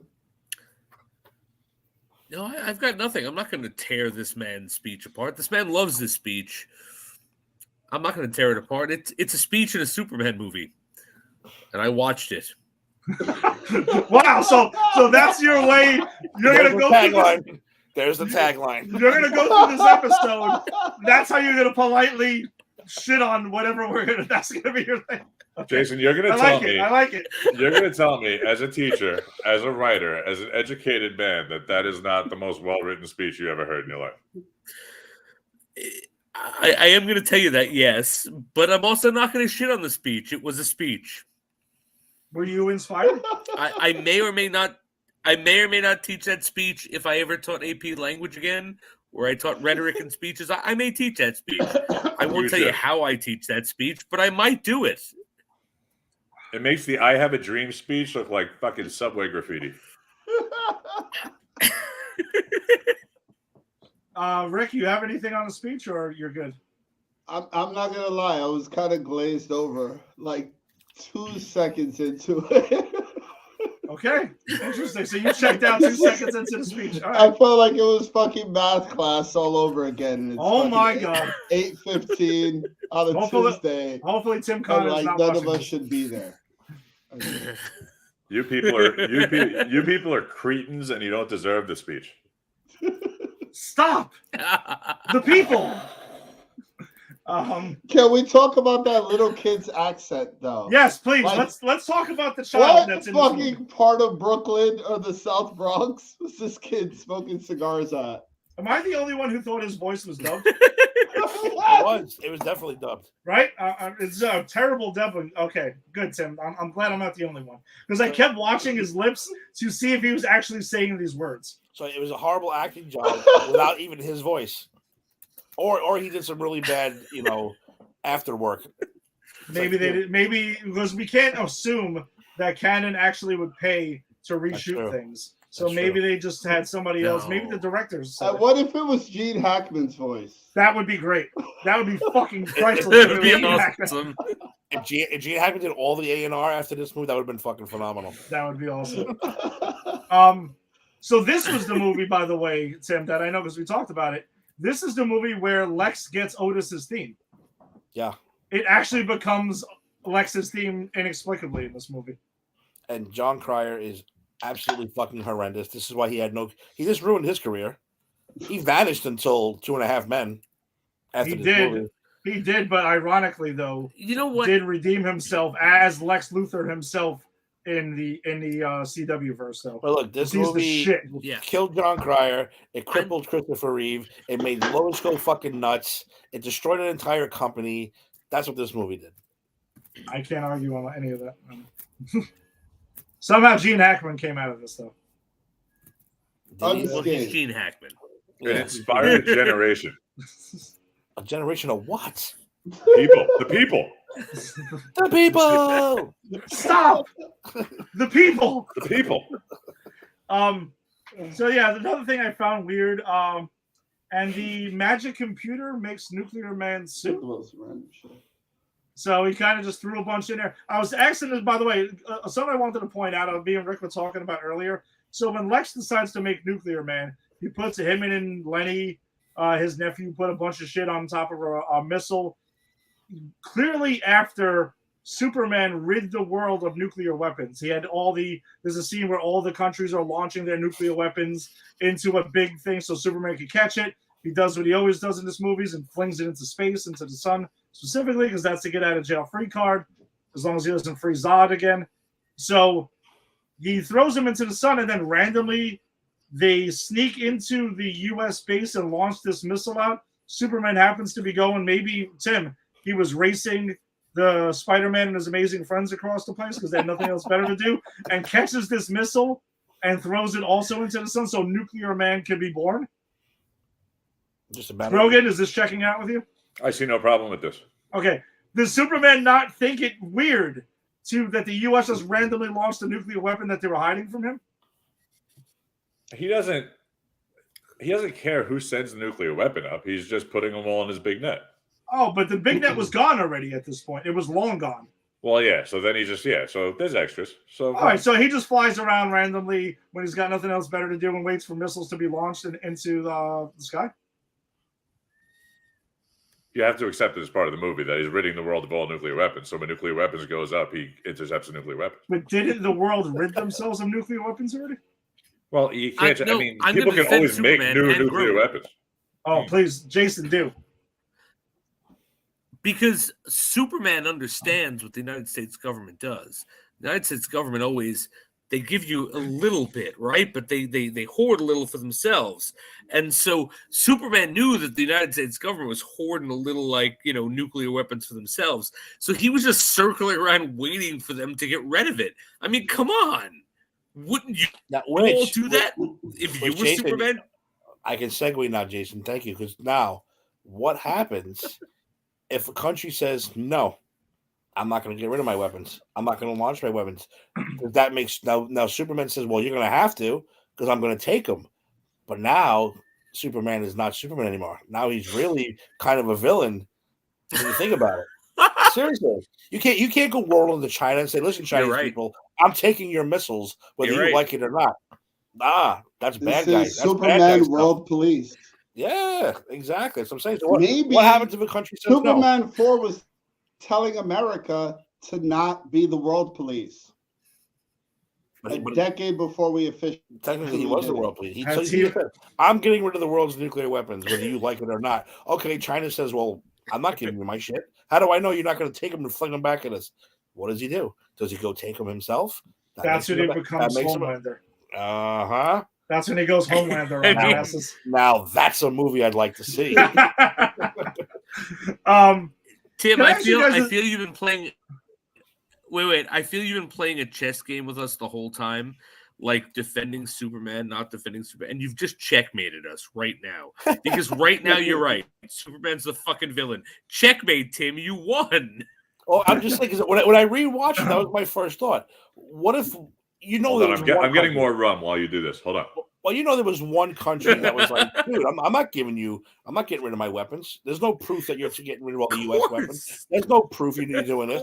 I'm not giving you shit. So does he go knocking down their doors and say, I'm taking your fucking missiles, whether you like it or not? Oh, yeah, no, he kicks them down and takes Superman, he can't do that, though, because then he's a villain. Well, we don't see it. But thankfully, everyone decided to randomly launch nuclear weapons into the sky for Superman to catch. All right. Now, was there a schedule too? Like, did he just like? Remember, he couldn't stop 2 in the original. He couldn't stop 2 in the original. So how is he going to stop thousands? Well, what I think there may come with the schedule. I guess that had to be it. They had a schedule. Maybe that happened. The 40 minutes of deleted scenes. Richard Pryor was in 15 minutes of that, setting up all the computers to shoot them off on schedule. And he just said, hey, build me a computer. Didn't watch all the deleted scenes. Yeah, because what happened was in those deleted scenes that Rick's talking about, Richard Pryor shows up and goes to like someone's random home computer and just types in, help Superman get rid of all nuclear weapons across the world, and the computer just does it. Yep, I'll agree with that. It's kind of how it goes. Can anybody tell me what the fuck Lex was doing when Nuclear Man shows up? What do you mean? Nuclear Man walks in, and Lex is dressed in some sort of like old time garb with a woman who's got. Oh yeah, he's like kinky and like into role playing and shit. That's what's going on. So okay, so you're co-signing on us? He's being a supervillain. It's supervillain shit. Oh, okay. Vast random Superman villain. Yeah, okay. Random supervillain shit. Supervillain shit. Supervillain. You guys have never used a woman as a desk? Come on.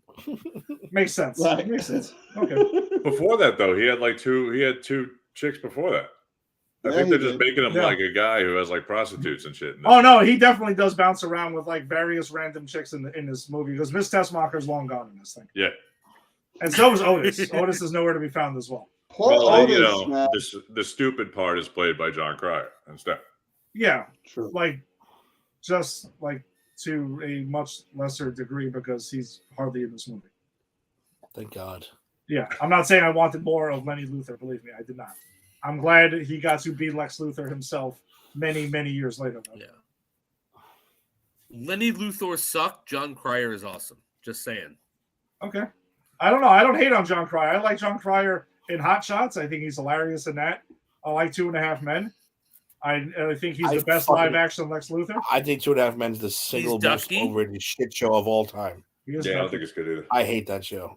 I actually really like. I enjoy it. I never laughed, and I hate that kid too. That kid is the worst kid I've ever heard. act in my life. Wow. Thank God he went crazy and quit because I can't stake that kid anymore. He's better. He's better than the kid in this movie. I'll definitely Is tell he you better? that. Is he better than the kid in this movie? Absolutely, there's no question. Everyone's better than the kid in this movie.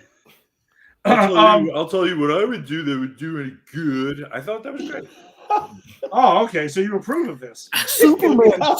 This is how you've seen children do. I just wish Superman would have said yes. You know what he sounds like? He sounds like Fred Armisen doing the Californians. What are you doing here? What are That's you exactly. doing here? That's exactly what he sounds like. He's emphatic. Tim, that's actually great because he does. About his That's love a for great way to describe it because It's he like does Superman. sound What like are you doing here? that. What are you doing? So Superman during this whole thing, he goes to help this whole thing with Lois and everything during this whole date to cook the turkey that's in the oven or whatever the hell she describes. It sounds like it's turducken or some shit like that. He heat visions through the fucking oven into the thing. Doesn't burn a hole through it because his heat vision usually does that in all the other movies. But in this movie, it just goes right through it and heats it. What? Why are you letting logic ruin this film for you? My brain couldn't get shut off. You have to accept in this movie that heat functions differently. Like, well, we'll put it this way. So Nuclear Man walks around, but he doesn't leave the heat footprints. No, it only happens in one scene. It only happens once. When he wants to be intimidating, he could just force it. That's one of Nuclear Man's superpowers is to leave hot footsteps behind. If he wants to. Okay. Checks out. I mean, with the logic of this film and in this series, it definitely checks out. He was born with his outfit on. No, You if weren't? you're- Wait, if hold you- on, Rick. You weren't? What? You were not born. That with was your his outfit on? birthday suit. Yes. Wow, that's great. Wow. But listen, you can't. So, I mean, Superman was sent with his clothes also. Nah, sort of. But he Not was exactly. naked when he got out. He was naked when he got Yeah, out. it's true. Yes. As we all know. He didn't use it. As you all know, Super Penis was well out there. Unnecessary. He's like, hey, Ma, Pa, Ken, woo, look at this. Uh-huh. Look at this Super Penis. Well, Oh, that's yeah. because he was born in the 70s, where Nuclear Man was born in the 80s. more of a 60s. No, it was conservative time. 60s, right? It was more of a conservative time when Nuclear Man was born. Can't nice. just go around like flashing your junk around. That's true. I mean, But good for like, if somebody. you're gonna nu- accept, if you're gonna nuclear accept that power- Superman, sorry, Jay, go ahead. No, go ahead. Go ahead. No, I'm saying if you're gonna accept that Superman was sent here with, I mean, Marlon Brando gave him like a red. It was the blanket. It was blue, the blanket that whatever. gets changed. Yeah. If you're gonna accept that, then you gotta accept that Nuclear Man that would have his little black suit. It doesn't make sense. Actually, hold on. I apologize. The The blanket stripper- thing was more in tone with every other Superman story except this one because in these movies, he just appears. He disappears for like 18 years and then reappears with the Superman suit. So we don't actually know how it happened.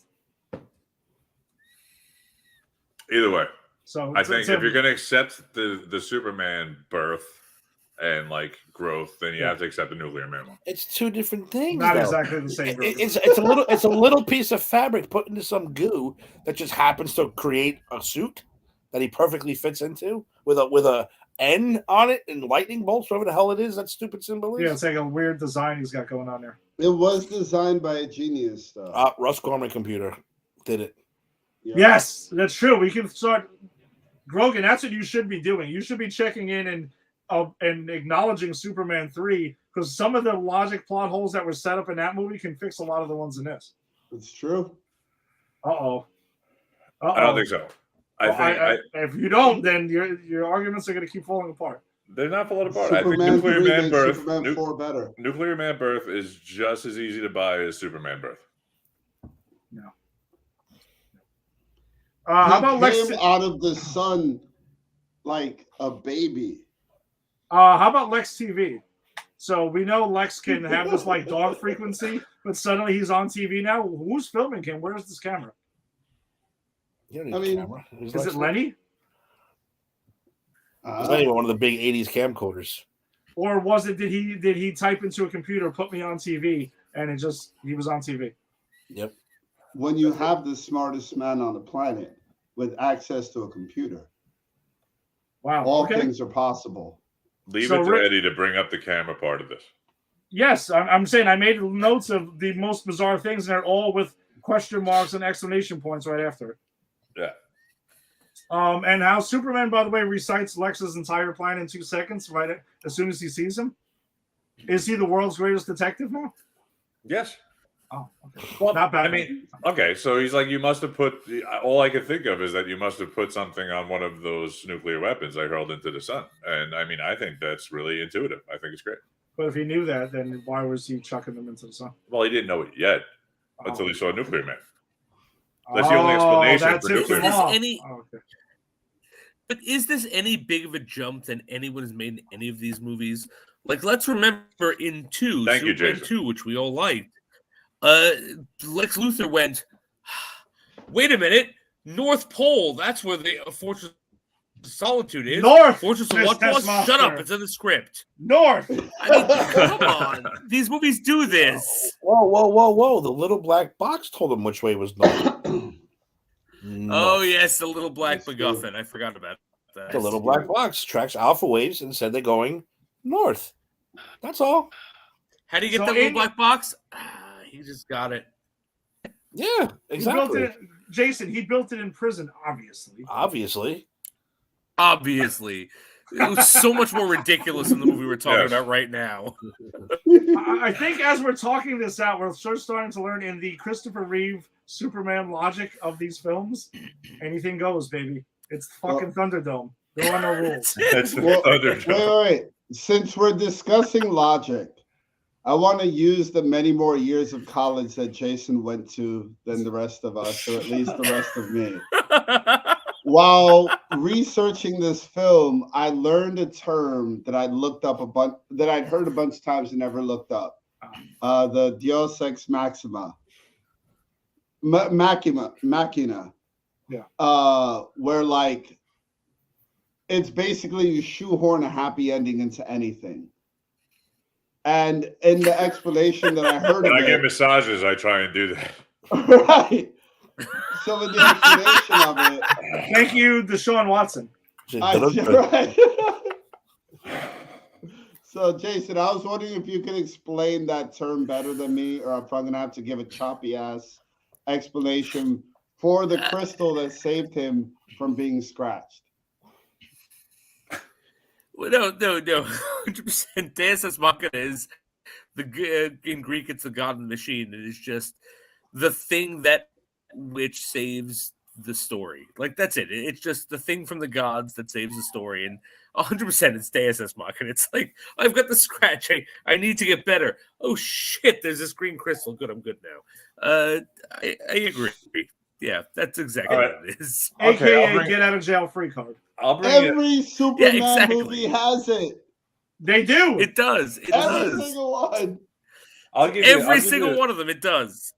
I'll Grumpy, give go you ahead. the three thing. Okay, so if you're gonna buy that tar and kryptonite makes Superman bad, then you have to buy that a scratch from Nuclear Man makes him sick.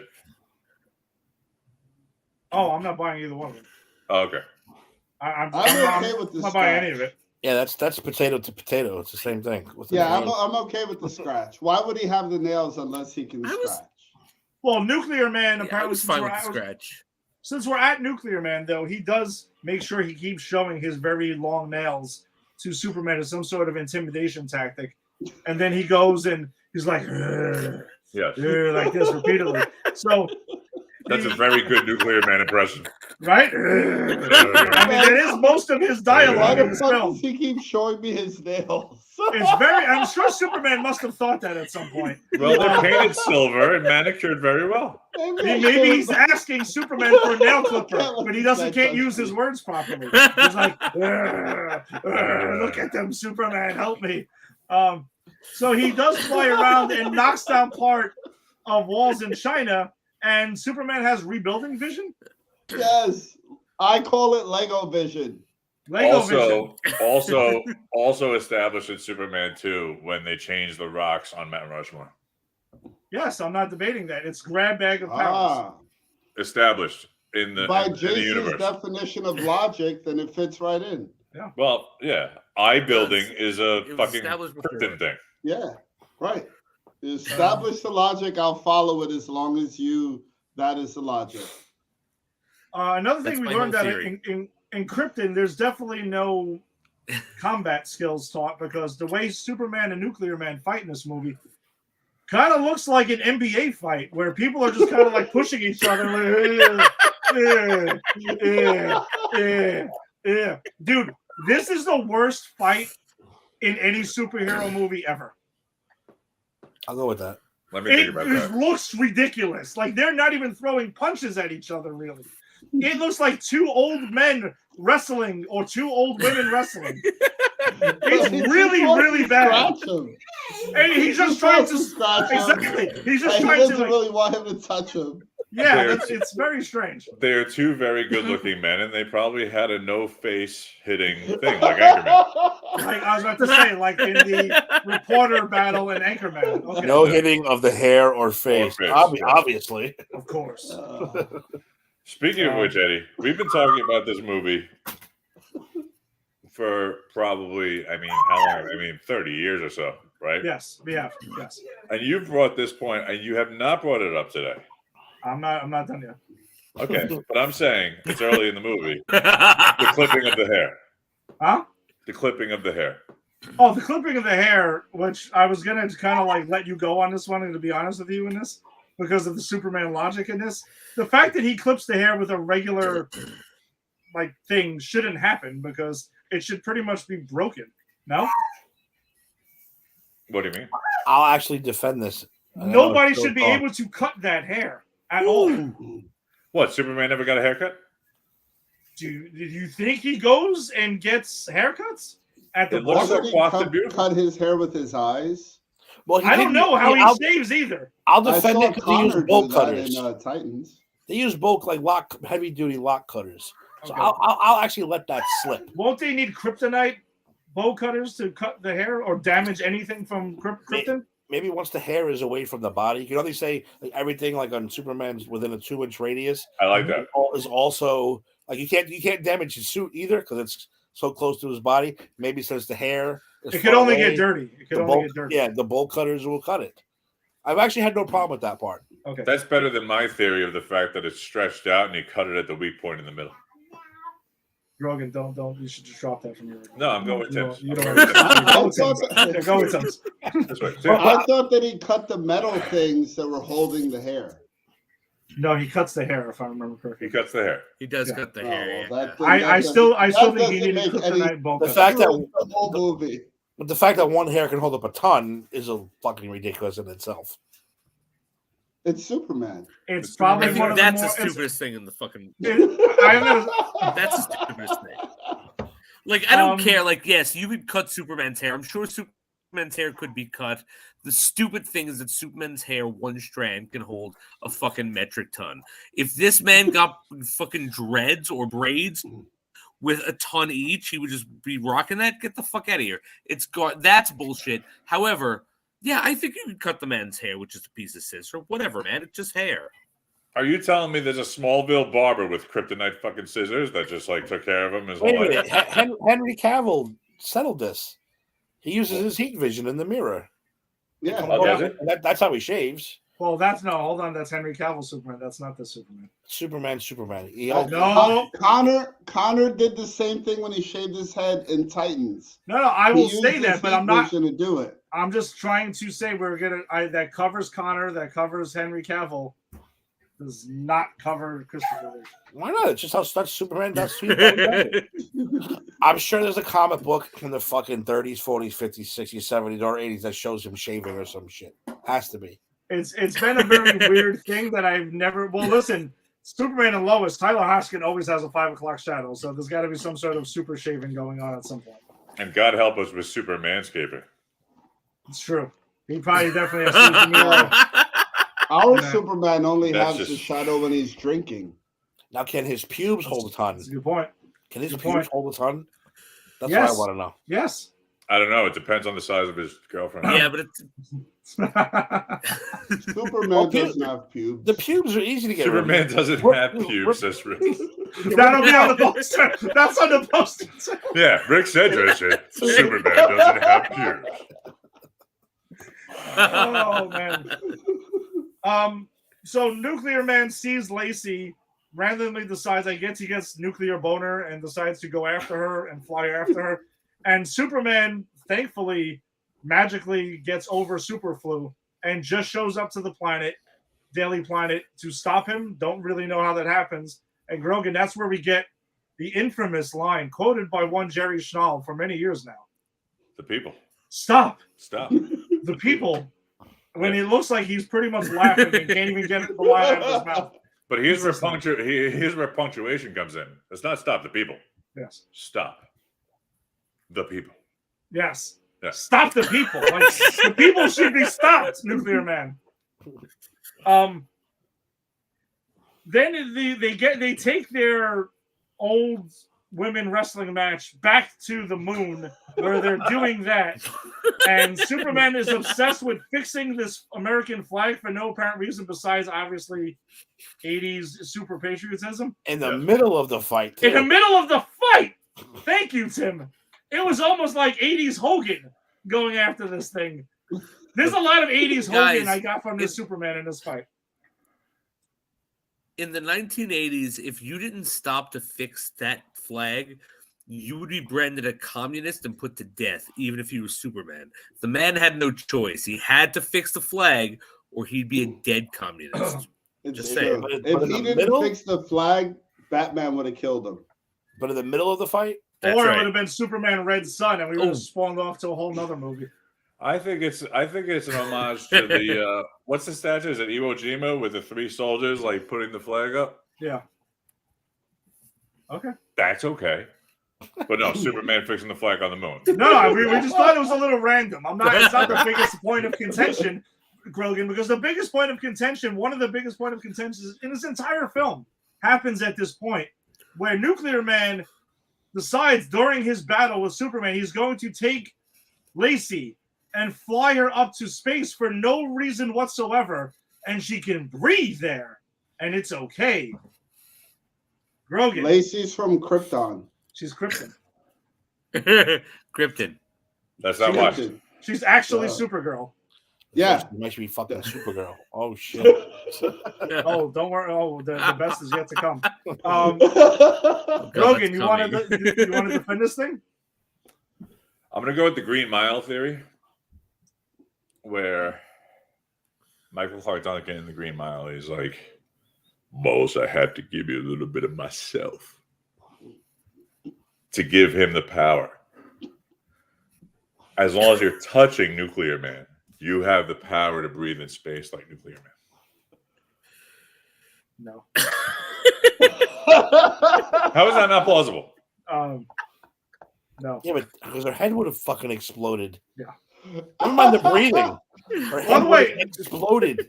Does anyone know where He took Nuclear her Man's through the. Her He took blood her. Nuclear would Man be taking crushed her to- from the pressure. was Nuclear Man taking her on was kidnapping her to take her on a date to the moon or Saturn or He wants Mars to or show something? off where he can take her. Interesting. Okay. Superman did the same thing, but when Nuclear Man does it, it's a fucking problem. He never took Lois into space. Well, Nuclear Man one upped them. Wow. Interesting here. I'm just saying. I mean, and obviously he took her through the hole in the ozone layer. Otherwise, she would have burned. Also, there was one of the holes in the ozone layer, so he flew her through that. Okay. Yeah, that's why the baseball survived. Also, Another did Superman make that hole in the ozone layer with his baseball? with his like increasing the duck cooking vision. Yes. Interesting. Okay. So Nuclear Man Yeah. gets defeated by getting thrown into a nuclear reactor. Yes. And Shade. Don't forget the Shade. And Shay, well, we didn't even get into that because he might be the easiest villain in the history of anything to defeat, where you can literally just put a shade on him. Superman puts him in an elevator at one point, throws him onto the moon, and didn't think to seal the door. See, you're talking about this like it's crazy. By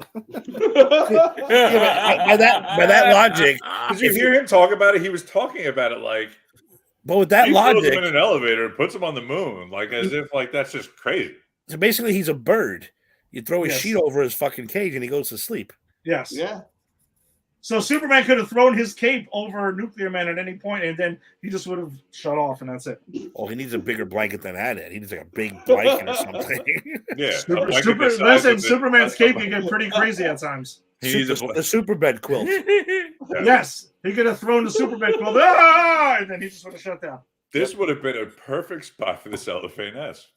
Ah. But he used it because he actually only used it once. Yeah. He was Oh, you can told only by use his the mother he cellophane. could only use There's cellophane S. 27 green crystals, but you can only use the Exactly. cellophane S once. That's it. That was his true get out of jail free card. Dude, there's only 2 green crystals. Stop. What are you talking about? There's one. No. No, there's one. The 1 and 1 and 2 are the same thing. After Yes. 2, it shouldn't exist. That's what the big The problem mother is. sent another crystal. I don't see why this is a problem. Because the mother's been dead for 100 years. Because So no is one ever Jor-El. wrote it. Because no one ever wrote it into the script. Yeah, but the first one with Jor-El came with him. My mother sent him one a day later. Oh, by the way, I forgot to throw you this crystal before I blew up on the She planet. slipped it in. Yeah, it's basically like if When your left mother gives you, home, like, your dad pudding slipped in your you 20 lunchbox. bucks. I never got pudding in my lunchbox. Why I'm sorry, man. Why you got to bring I that didn't up? mean to bring that up. I'm sorry. Fucked up, man. And then Superman gives another speech because Nuclear Man is just abruptly dealt with. He's in the story because their grab ass battle that's going on for like about half an hour of the film finally gets put to an end. And then he gives another random speech that no one seems to really care too much about. And then we get the flying over the planet shot as we do in every one of these movies. And movie over. Studio over. Series over. Walking over. Walking over. Pretty much, Grogan. This movie literally ended canon films. Maybe they stopped because they knew they couldn't top it. Financially, They broke the went- mold. they After went they bankrupt. made the perfect film, they broke the mold. That's it. Done. Shut it down. We did it. Lights Shut out. it down. Lights out. No more. Man. So I guess we get to the big debate, the topic of discussion in many bars across Queens. Mainly, I'm sad that Jerry Schnall cannot be here to defend his point in this. Let's go around. What is Jerry's point in this? Jerry has said that he feels that 3 is better than 4. Oh, Jesus. Okay, that has been his sticking point. Let's go around. We can each share our thoughts on this. Do I even have to? No, you don't. But we know where you stand, so we're gonna have you hear us out. I have switched sides on this. I think they're both huge piles of dog shit, but I think that 4 smells a little less than 3 does. And the reasons why is because I will say that I think that I think that the 4 has some solid intentions. It was trying, at least it's more of a Superman movie than 3 is. It's not the Richard Pryor like guest starring Superman movie. And I can see the ideas that were good here. I can't see that in 3 at all. Like there's just nothing. There's no random slapstick stuff. There are people walking into walls and the traffic lights fighting themselves and the robot at the end type thing and blind people painting the street and stuff. Like it was, none of that happens in this movie. Other dumb shit happened constantly, but I have to give 4 the edge over 3. And not by much. By a little bit. Out of intention, I will give it that. And plus, I think bad Superman, that whole thing, actually hurts Superman's 3's case. Wow, that's an interesting take. I do. I kind of think, I'm going to be honest, I'd rather deal with Nuclear Man than deal with that. Wow. Yes. I can't believe I'm getting you a actually saying T-shirt that says "I'd rather deal with Nuclear Man." Yes, you should. Jason, where do you stand on this? Anything? But did anything change for you? I mean, nothing changed, but this is how I've always felt. I think this is a better Superman movie than the third one. Like, I'm not saying it's good. I'm not saying it's better than the first or second. Like, the first movie is an actual real movie. The second Donner cut's a real movie. The second non-Donner cut is an interesting Superman movie. This is a Superman movie. It is not good. I don't actually hate it. I really don't hate it. That's the thing. Like, I watch this going, yeah, this is a Superman movie. This is fun. I don't actually understand how anyone thinks this is a worse Superman movie than 3, because again, 3 isn't a Superman movie, just saying. I mean, Richard Pryor featuring Superman, but I don't know, this has the bones of a Superman movie, right? Like, you've got Superman, you've got Lex Luthor, you've got Lois Lane for more than 2 minutes to fight, you've got Lois Lane from, like, you've actually got Superman shit.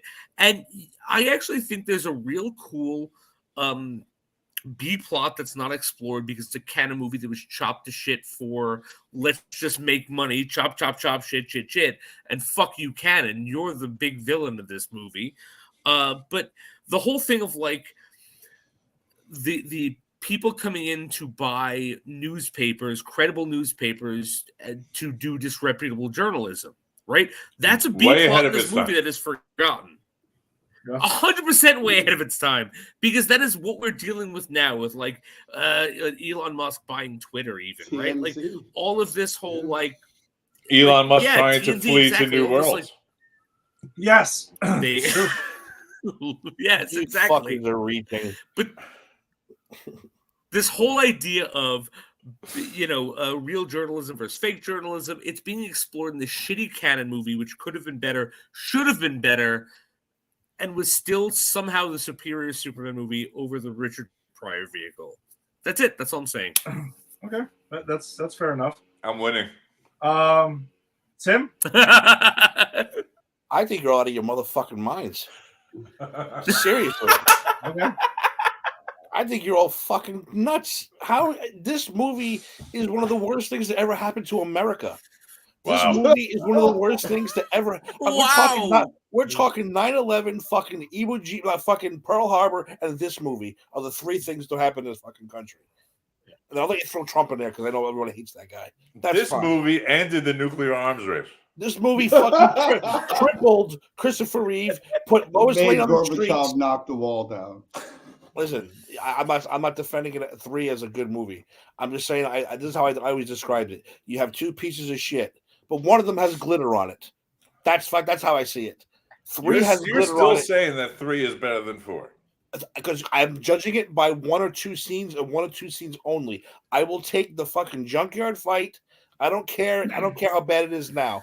I'm talking about I will take that fight and fucking angry Christopher Reeve. It's way better than over any single thing that happens in the 4th movie. There's not one redeemable scene. There's not one redeemable moment. There's not one redeemable thing in this movie in fucking 4. Are you forgetting the UN speech? I am forgetting the UN speech.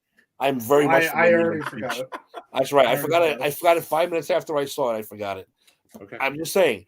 The fight in the junkyard, angry Christopher Reeve. I will take that's the one redeemable moment. There's not one single redeemable moment in the 4th movie. That's where I'm going to stand, and I will never, ever change my mind about it. All right. Rick, as one who likes Superman 3. Ed, I go back and I listen to like our shows like in between weeks, and I look at the points we brought up.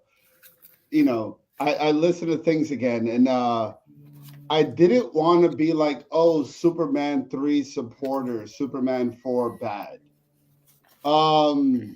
However, He's like, well, I will.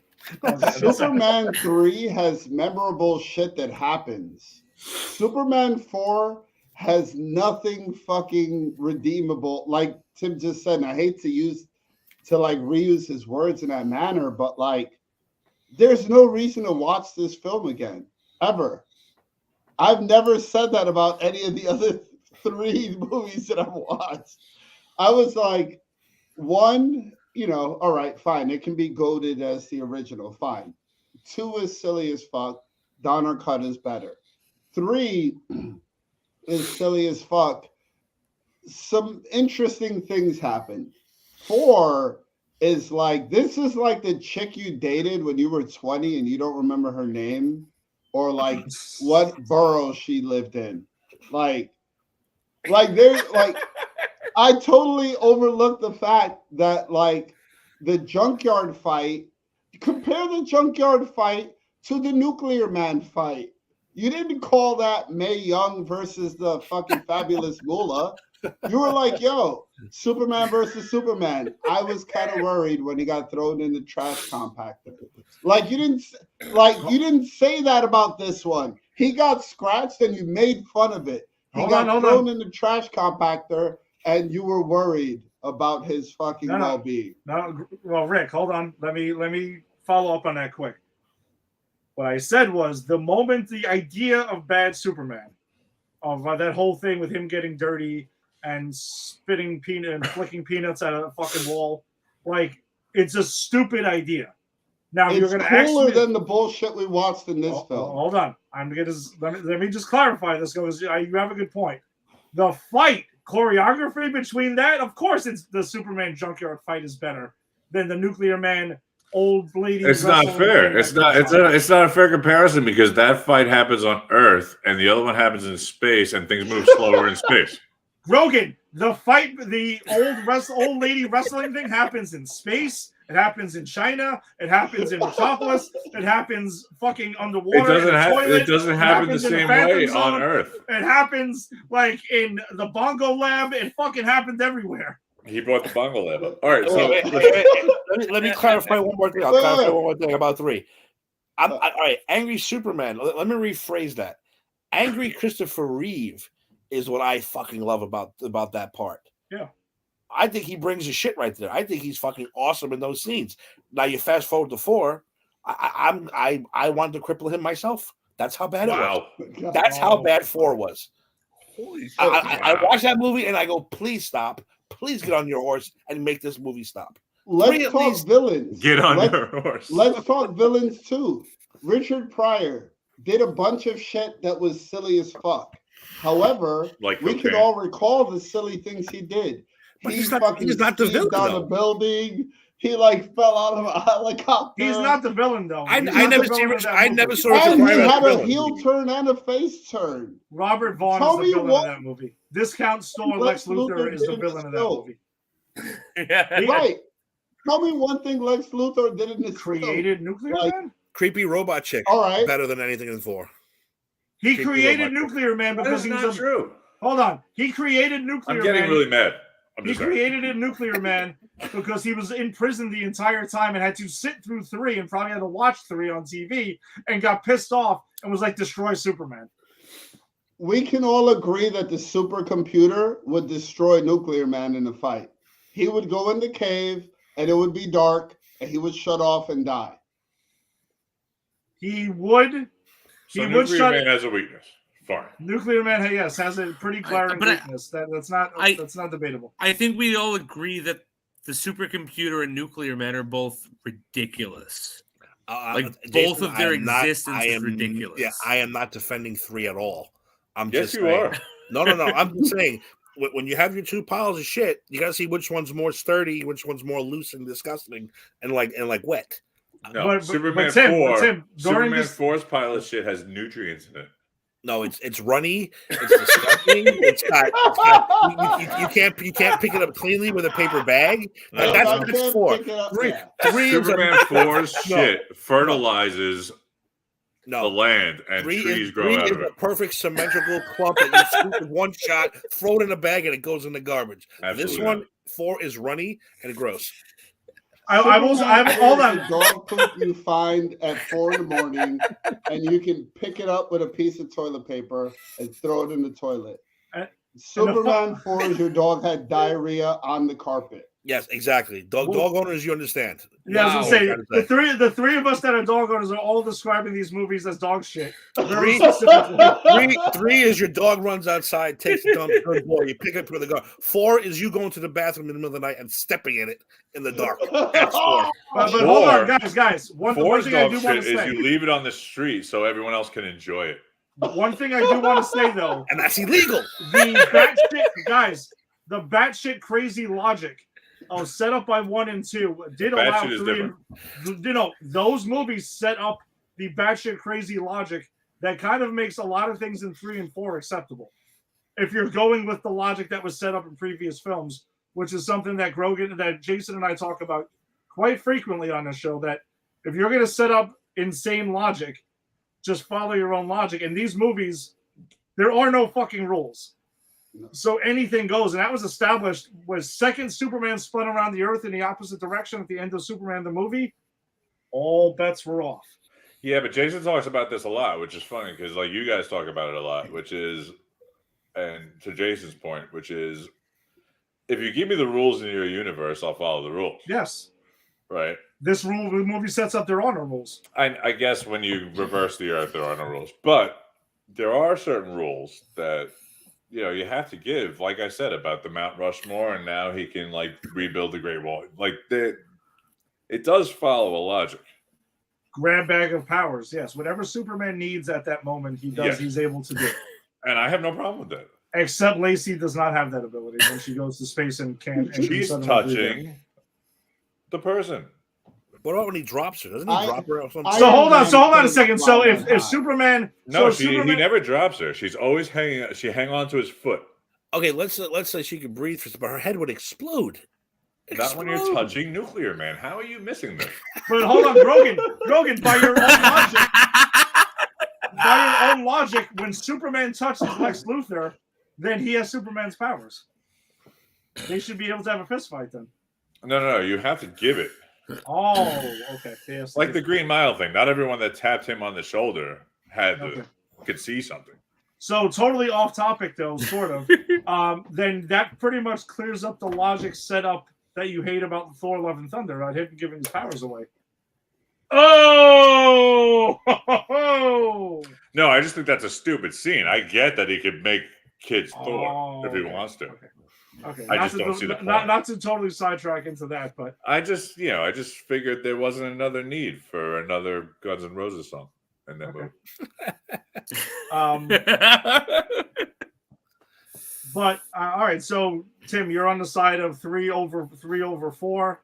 Never change. And so is Rick. Jason 4. Yeah. So we actually have it 3-2. And who's the tiebreaker? Wow, yeah, I guess. Well, I don't know. Are we? I mean, there's 5 of us on the show. There is no tiebreaker. Wow.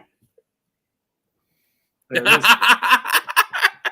Nicely done. All right. 4 wins. It's a Superman movie. 3-2 in this panel. Yes. There are no winners. There are no winners. No. We've all lost by right. watching both of these films. That is There's no not question true. about this. All of our lives Yeah. have been enriched. And it's only going to get worse. Yes, because This Tim, is that's sad. Well, that I actually- haven't seen. That is a phenomenal segue because we need to wrap this thing up here. All right.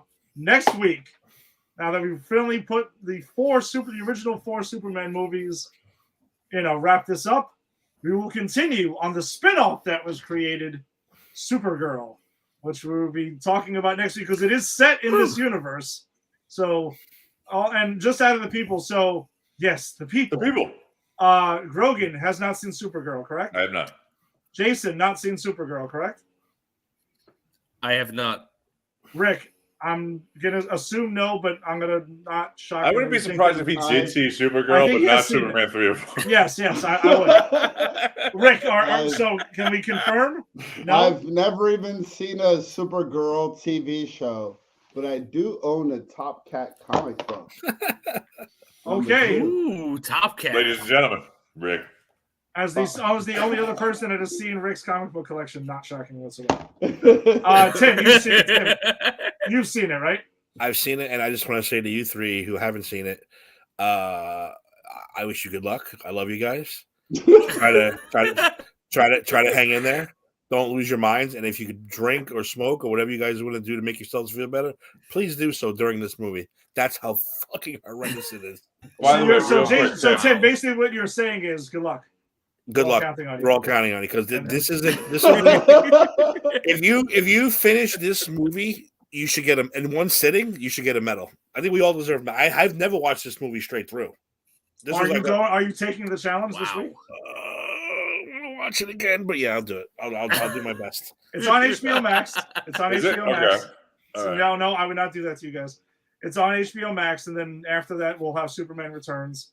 Both of them are on HBO Max. So But Tim, like, let me ask you a quick question. I read, as I read about, like, all the movies we're watching and everything. Did I never connect this or whatever that Jimmy Olsen was Marty McFly's brother? You didn't know that? Oh No. shit, you're right.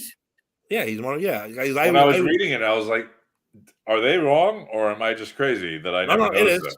It is. Okay. Yeah, and he's also in Supergirl too. yeah, he is in Supergirl. That's the reason I He's- brought it up is because he's Yeah. the link. Yeah. So. Yeah. Yeah, in that video Yeah. I sent you guys, it does show that he was in Supergirl. But I can't believe that I never noticed that. I'm like, holy shit! it's Christopher Marty Reeve McFly. was supposed to cameo in Supergirl and canceled like 30 days before they were going to start shooting. Because he probably read the script and went, oh fuck no. from what I learned about the earlier movies, Supergirl was supposed to be in Superman 3. Yeah, she was. In the original Yeah. script, she was supposed to be in it. But they were also supposed to introduce Brainiac and Mxyzptlk and it was supposed to be completely different. I love that you guys know how to pronounce that. Did you get more points for Steven. missing Supergirl in the video game in Superman 3? Grogan, bite your tongue because you're going to watch the movie and then you'll say I'm sorry. You might open up your review with that. Is there a villain that I like? A villain that's supposed does it follow a comic? It follows. Oh, I don't know if I don't know if is she a villain or not in the comic world. It's a movie. It's a movie that you're going to watch. Yes. Yes. Like there was a camera and actors and somebody might have been a director. And the involved. villain was a Faye Dunaway. Yeah. And actually, Wow. the famous actress who at the end of the movie you're going to say, "Wow, I wish you would have died a long time ago." Peter Holy O'Toole. shit. Peter Tim's going O'Toole was hard in today. this. I love it. Yeah. Yeah. So- And Helen Slater is probably the worst actress in the history of cinema because of this movie. Well, who Holy also shit. returned in Supergirl as her mother in that. I'm so excited. I mean, are you saying that Rick has brought back the Christmas scary Santa mask that he had Yeah, I last don't know year? what the fuck that is, but it's gonna stab me tonight in my dreams. It could. Don't look under your bed, Grogan. All right. Well, that does do it for us this week. Thanks for joining us as always. If you join us on the Facebook live stream, join the Granny's PhD Facebook group and join the daily conversation about whatever the heck is going on in comic books and other crap that we talk about on there. It's a lot of fun. Join Pop Culture Pros as well. If you're joining us on YouTube, you can go ahead and subscribe to Pop Culture Pros. Twitter, follow at Pop Culture Pros. Check out all the other stuff. There's shows about the New York Giants and We Stomped You Out, which Tim is a part of. Also, Unsportsmanlike Conduct, which covers all sports. We got the Put It in a Book show, which covers the New York Mets. The Empire 161 show, which covers the New York Yankees, which we will be probably putting together an off-season show. Spectacular. Yeah, there's enough action. There's enough action going on, so we can get a off-season spectacular show. So Nice. we'll see if we can put that together. And also, still nothing on Deep Dive, Jason? No, I'm waiting until I finish because I'm assistant directing a show right now in Queens, and I'll be promoting that once it's coming up. But after February, once February is done, the show's done, we'll be coming back with Deep Dive. So March. So you got that coming up. And yeah, check out all the other cool stuff that's on Pop Culture Pros. I'm gonna go on all these shows and promote Superman 4. They might. You should go on to like Skyliner Views. Just pop in and start rambling about Superman 4. I'm gonna And go you on might have Tim's no wrestling idea show what's and say Nuclear Man would be a great wrestler. Yeah. Or you got the A to Nuclear Z Man show. versus Mr. T. Yeah. Or you got the A to Z show, by the way, which is with Tim and Eric. You guys Yeah. back on? Are you guys doing Friday night? No, because I'm going away for Christmas. So no. Okay. No. Going Tomorrow to- on Sports Iconic. Then we're taking a break. Okay. So Rick, you need to creep really slow towards the camera as Ed signs out. Oh no! Please don't do that. Yeah, wow. Oh my god! And if you're into wrestling, you got the Just Too Sweet show with Eric and Tim. Got the show there promoting that. All right. So happy holidays to everybody, because we got Christmas coming up this weekend. If you're celebrating Hanukkah, happy Hanukkah. I know that's going on now. And Kwanzaa and Three Kings and whatever you celebrate, happy holidays. Enjoy your time. Gentlemen, happy Merry Christmas and happy holidays to you guys and your families as well. Happy holidays. And we'll see you next week as we will be covering the latest episode of Doom Patrol along with Supergirl, the movie. Not the series we covered, but the movie itself. So good luck. Oh boy. Yes. Good luck. We're all counting on you. I'm excited.